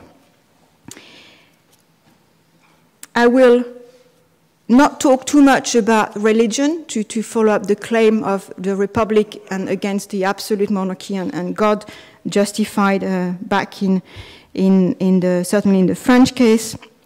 But I note with interest that one of the questions in the 2012 referendum was a question about the separation of church and state. The answer was, we are happy to have the two together, a wide majority there. But I was very interested to see that this came up as a key constitutional issue to be raised with the Icelandic voters, the Icelandic people. I wish now to finish on a paradox, on maybe some bad news, perhaps here for some of you, that no matter how perfect we manage to design the we the people, sovereignty is always limited. It's always limited, and we have to, in a way, come to terms with that paradox. The we the people is, on the one hand, the greatest level of sovereignty, of civic sovereignty that the people can never exercise, but at the same time, it is limited sovereignty. It is limited sovereignty because the we the people, let's say the 2011 we the people, are bound by the we the people 1944. At the very least, they're bound to stay within the parameters of 1944 Constitution, and we've seen that very well in Iceland. Beyond that, they are also bound by certain democratic standards. And this is not so clearly developed both in constitutional theory and not so clearly in the discussion here, perhaps. But the general sense is that we, the people, cannot adopt or may not adopt a constitution that is of a lesser democratic quality than the constitution that gives them the power to revise it. And so there are big questions here. So what is democracy and what is a lesser, better quality of democracy? But one way of understanding that is that you cannot go back in time. You cannot go against the benefits earned through experience, the positive experience. So this is quite difficult and this is quite controversial. Because the we the people will be, I think, or has to be limited. And one issue, one area where the discussion comes out very, very clearly, and in very controversial modes, I fully appreciate, is the extent to which referendums can be on any topic, absolutely. And my answer would be there are limits to what can be done by a referendum. There are limits to what should be undone through a referendum. And what I have in mind, and I'm being both a politically idealist scholar and a very narrow-minded positivist lawyer, is the three absolute prohibitions that Iceland subscribed to by joining the Council of Europe: the prohibition to kill, the prohibition to torture, and the prohibition on slavery and forced labor. In theory, my thinking is that no referendum can ask people to bring back torture or the death penalty or slavery. The sovereignty of the constitution-making people is bound here in absolute manner. I take it, I appreciate this is a controversial point. I don't remember exactly what the 2011 draft says about that. I will have to check. Yeah.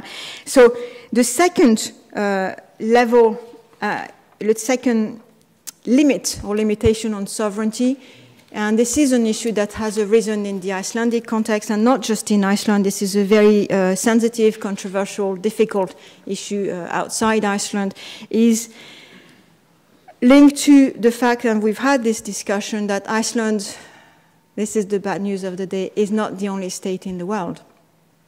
Iceland, in fact, is part of a wider community of states and has to relate, has to find ways in which they can relate to other states around the planet. And this means that the Constitution, I think, has to provide a framework for organizing those relationships. So in Iceland, this has taken the form of a discussion on the transfer of, or transfer delegation, I'm not sure what the Icelandic term is, transfer delegation of power or sovereignty to an international organization that is code for, do you want to become a member of the EU? It is not quite so simple, the discussion, because you can, and I think constitutions should have a provision organizing that, making it possible, setting up a framework. It is a different matter whether the people or the politicians or parliament chooses to do so when or if the opportunity or circumstances arise. But certainly these issues of sovereignty should be included in the Constitution in the sense that there should be a constitutional framework for organizing that.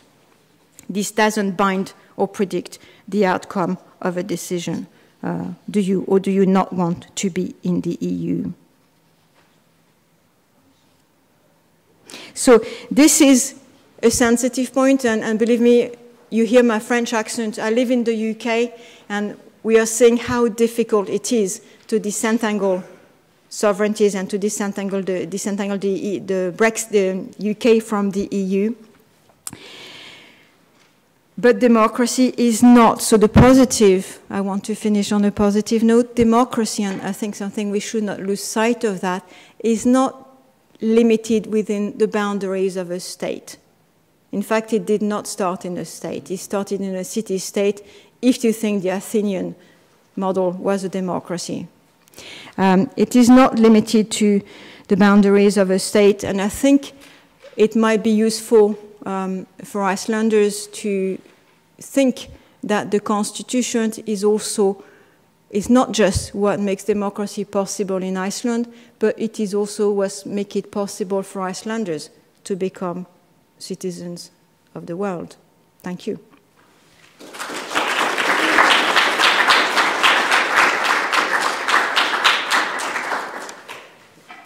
Thank you. We have some time for discussion. Laurie. Thank you for that extraordinary talk. I want to pick up at the end on the claim you made about what the sovereigns can do. Yeah. I just wanted to say more about in what sense can, because we obviously see lots of so-called constitutional democracies moving against democracy. That's obviously what you're talking about in Hungary, it's happening in Russia, it's the fear that happens in the United States. The whole populist movement is a way of saying, of recognizing people sort of saying, maybe democracy wasn't such a great thing. So if you say can, are you saying that we academics will not be allowed to refer to them as constitutions if they do that? Or are you saying that there's something deeper? Can I? Yeah, so thank you very much for raising this question. So I have to say, to nuance a little bit, what I have in mind here, and I should have said that at the beginning, is the wider framework of European constitutionalism.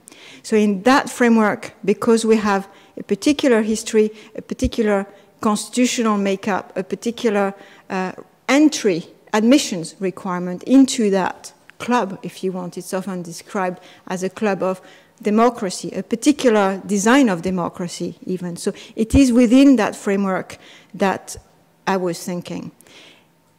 I am afraid, however, that anyone who gets in power and who would want to do what they want will still be able to do it, even if I wrote 10 beautiful books about this. Yeah? The question is, if we remain in the European context, I think they would no longer be eligible to be a member state. And this is exactly the situation we are facing with Hungary and Poland at the moment.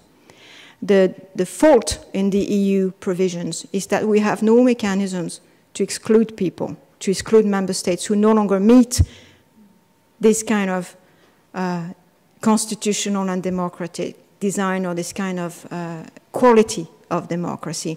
And the EU is struggling, and it's fighting for its skin here.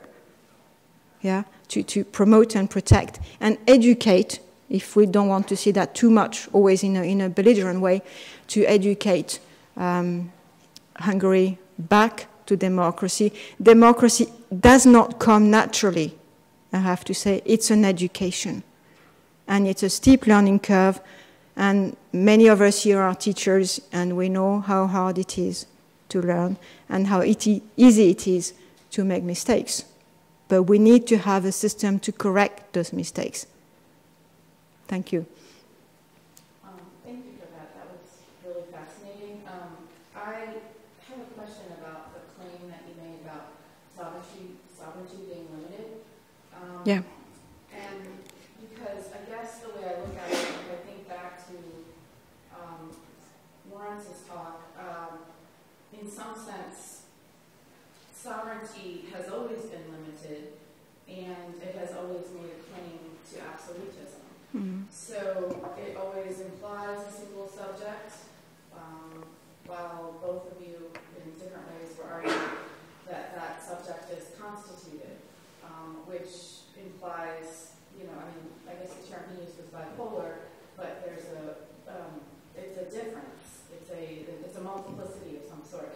And so, when you talked about the limits being put on referendum, being things like slavery or torture, to me, looking at it from a slightly different perspective, those are things that perhaps, maybe counterintuitively, were enabled by an absolutist conception of sovereignty, which has always been limited, but has promised a limitless power. Does that make any sense to you? And I don't know if that's what you were saying. I don't think it was, but when you talked about that, to me it revealed a sort of the contradictory nature of constitutional development in general under a concept of sovereignty as absolute. Yeah, but the sovereignty is no longer absolute. That is my message. And it is, again, talking from the perspective of the European experience, which I appreciate, and there are scholars from many different parts of the world. I can't think of any other part of the world where those rights are protected in such absolute manner. So I think in Europe we are quite fortunate, with my view, to have that, but it's quite an exceptional approach to sovereignty, and this is largely due to the Holocaust and Jewish genocide and experience. Yeah. There are other provisions and international prohibition on slavery and torture and all of that, but in Europe, I think we have an extremely and unusually high level of prohibition and boundaries, limitations on the sovereign power, on the sovereign constitution-making power. Yeah. Anyone want to ask the concluding question? Thanks, Carolina. I was just wondering, I don't think you mentioned the concept of time, which you have used in other contexts. But you talked about the promise, the constitutional promise. So if you could possibly connect those two ideas,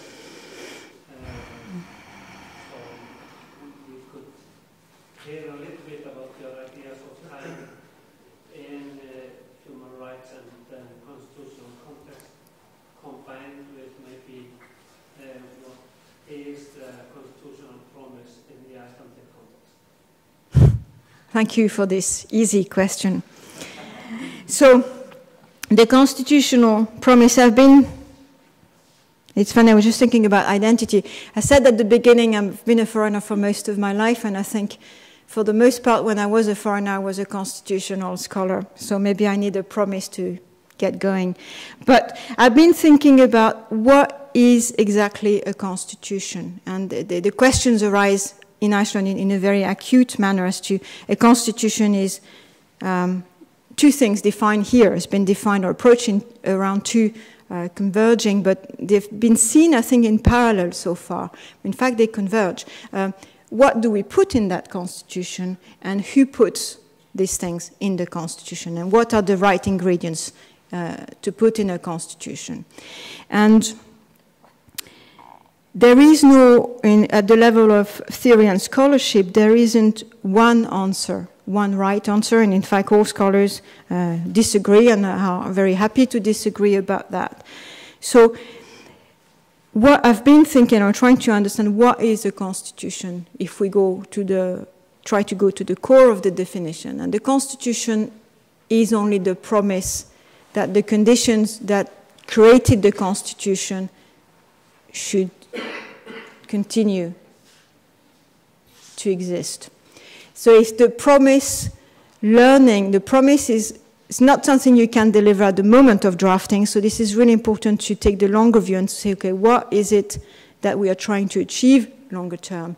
And in that sense, you know, the identities of the drafters is almost completely irrelevant. I'm afraid to say that, and I wish everybody well, but most of the drafters will be long dead when the Constitution, if it is drafted well, continues to be enforced. So anyway, there is no necessarily connection between particularly the drafting people at the time of drafting and the people who will live under the Constitution for the whole duration of the Constitution. But the Constitution makes this promise that there will always be, it will always be possible to have the people, that it will always be possible to have a future, to go beyond the moment, the present moment of adoption and drafting of the Constitution. So in Iceland, you know, this process is going on 10 years and it looks like 20 years maybe. And the Constitution does not define and should not define. So we had talks about values, but the Constitution really, if we are going to take this idea of promise seriously, is not something that predetermines the future in a democracy. This is the job of authoritarian constitution. You know, we've seen that with communism, and all authoritarian regimes do that. Democracies don't do that. They just provide the conditions for the future to happen, for the future to be gradually invented throughout over the years. Yeah. So this is what the promise is. Does it answer your question? Yeah, it's a promise that cannot be fulfilled, and we have to be clear about that. But where the lack of trust can arise is when people see that the conditions for fulfilling that promise are no longer met. So I think people see that their will or their worries or their concerns or their views, their priorities are no longer being taken seriously by those who represent them, whoever that may be.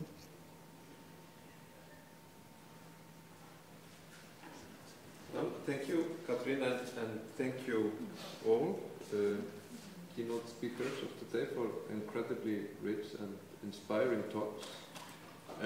We will continue tomorrow at 9 o'clock in the main building of the university, in the auditorium on the second floor.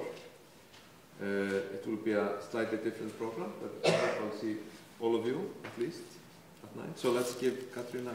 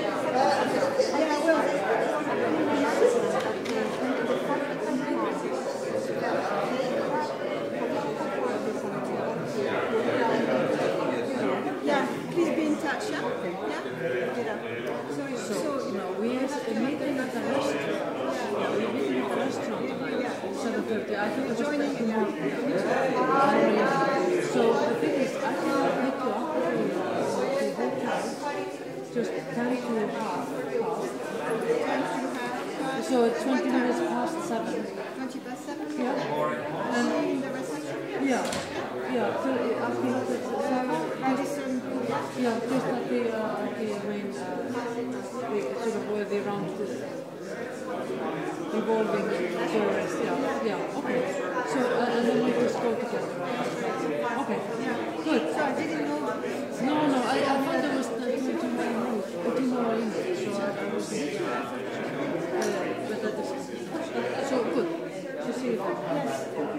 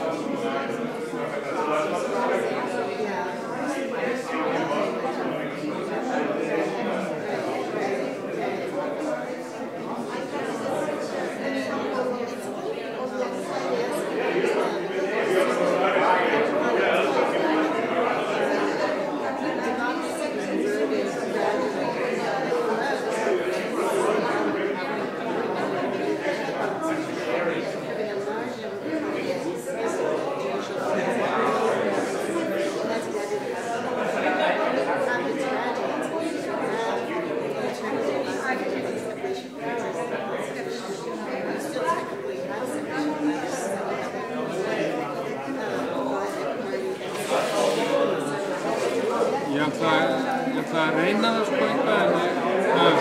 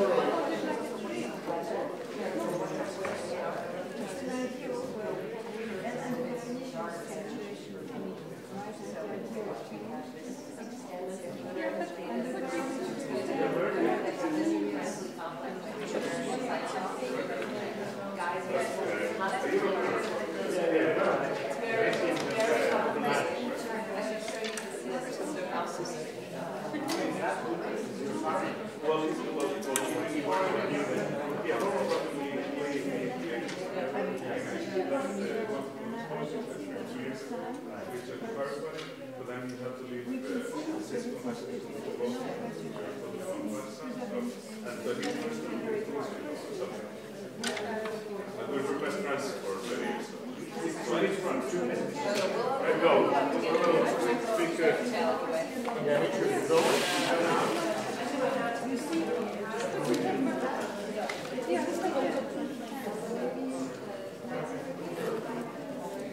Yes, but we're talking about the same.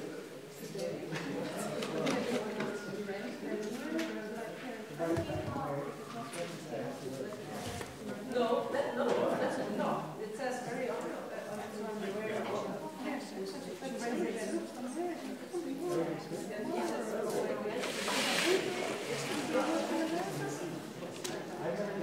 Well, it is something because America hasn't reached that point yet. It's on hearing from the Greeks lately,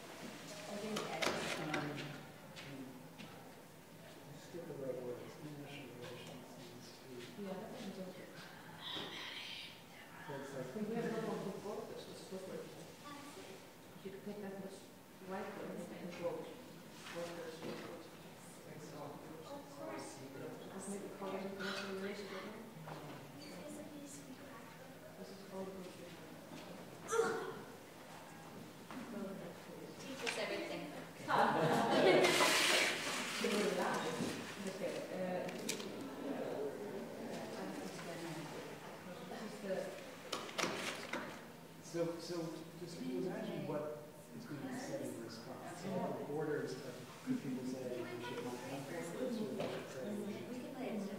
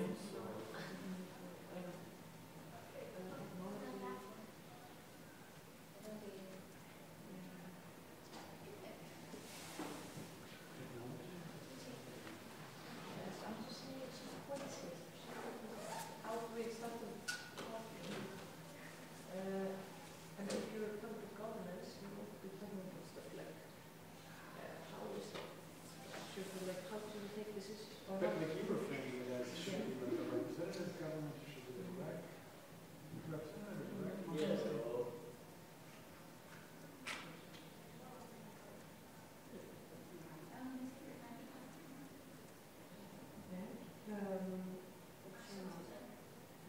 So we're here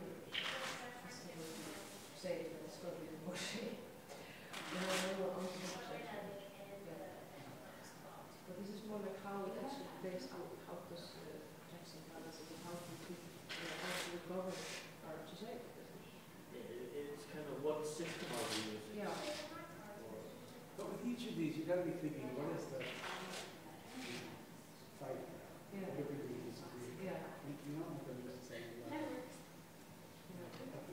No, exactly. We need to think that. What's this controversy? The controversy is how do we color it? Well, is it very much like that?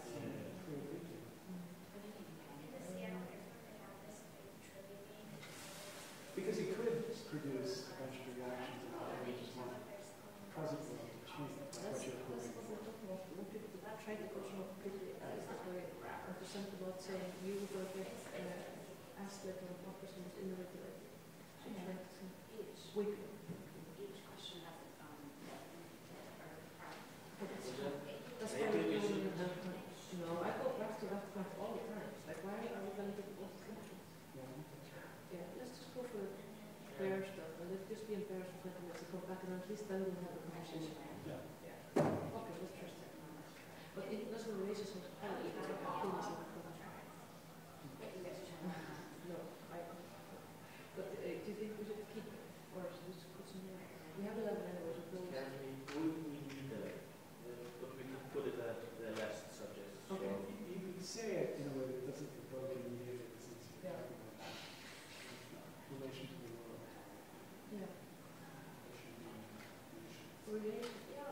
Relations among enemies.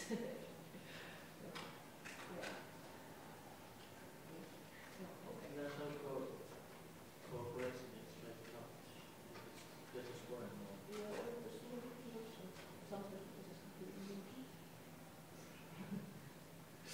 Didn't you know we are secretly trying to manipulate Okay. this is the Okay, let's just go for this. I need to print this out and just say something.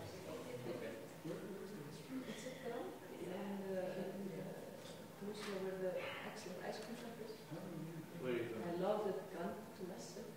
I love it when people actually reference Larry any place the rest of the like, yeah, next to Reykjavik University, that's a phone call, be there. Or maybe it's one. Do you have to do something beforehand? Do you want to do Okay, so we have solved the problem. It's great. But I still have a problem. You have a print problem, stuff like that? No, I have a problem with the program tomorrow. Why? Because I can't decide what to skip. Skip work. Tell me you're sick.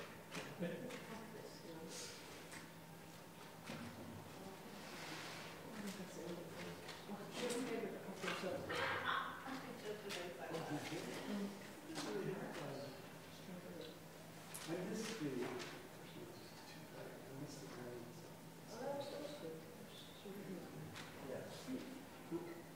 Did you do an interview? Was it today? No, it's tomorrow. This is like simple. It's like our only current affair program, really, with the customers in the news space. This one is actually have a conversation. Yeah. So, and it's that a panel. Yeah. It starts with a panel, usually of different events. Yeah, and what's beautiful about it is that it actually was the library in the press. It wasn't the only sort of soul food we had in the press. He brought Eva Jolie. Yeah.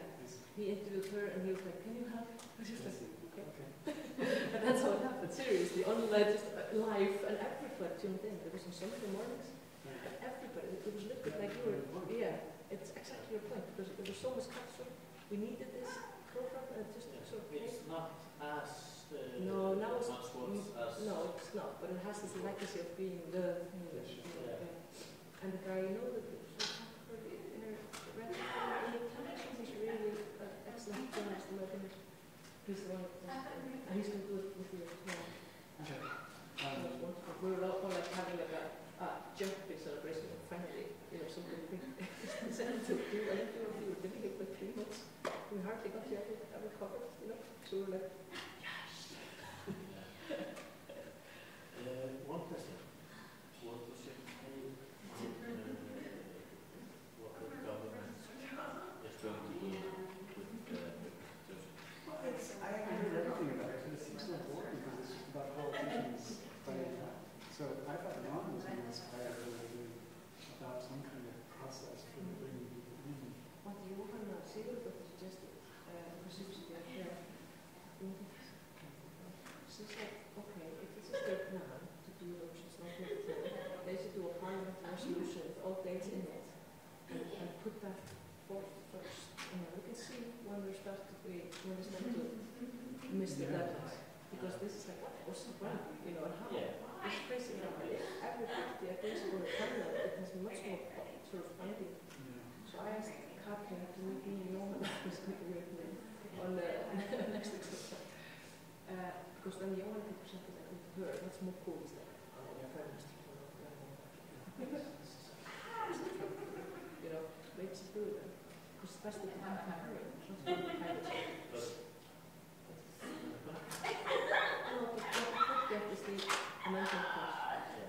But you see, if you, I think it's a great idea because if you do list the commitments and they miss them, then that triggers better and she can corner the independence of the effort. She can say, okay, if you're really into this, let's do it. Let's go and how we're going to do it. And if they don't do that, she knows the benefit. But it's like this committee that was supposed to be formed by the Star of Government. Star of Government? Yeah, so the Star, nefnir sem hann skipa sérfræðingar? The Star, I thought like the Star of Parliament. No, Star of Parliament, beginning of Parliament. It's in the coalition agreement that they would do it, and then months went by, and then they just finally decided that they were not going to do it. Okay, I'm going to call Kat, I think, because we're going to in the walk. It's 26 minutes. What are you talking about? I haven't heard it because it still works. Okay. We are definitely walking. Are you going there now, or do you want to ride? No, we are walking. Obviously, we're not. That's banana. Jesus.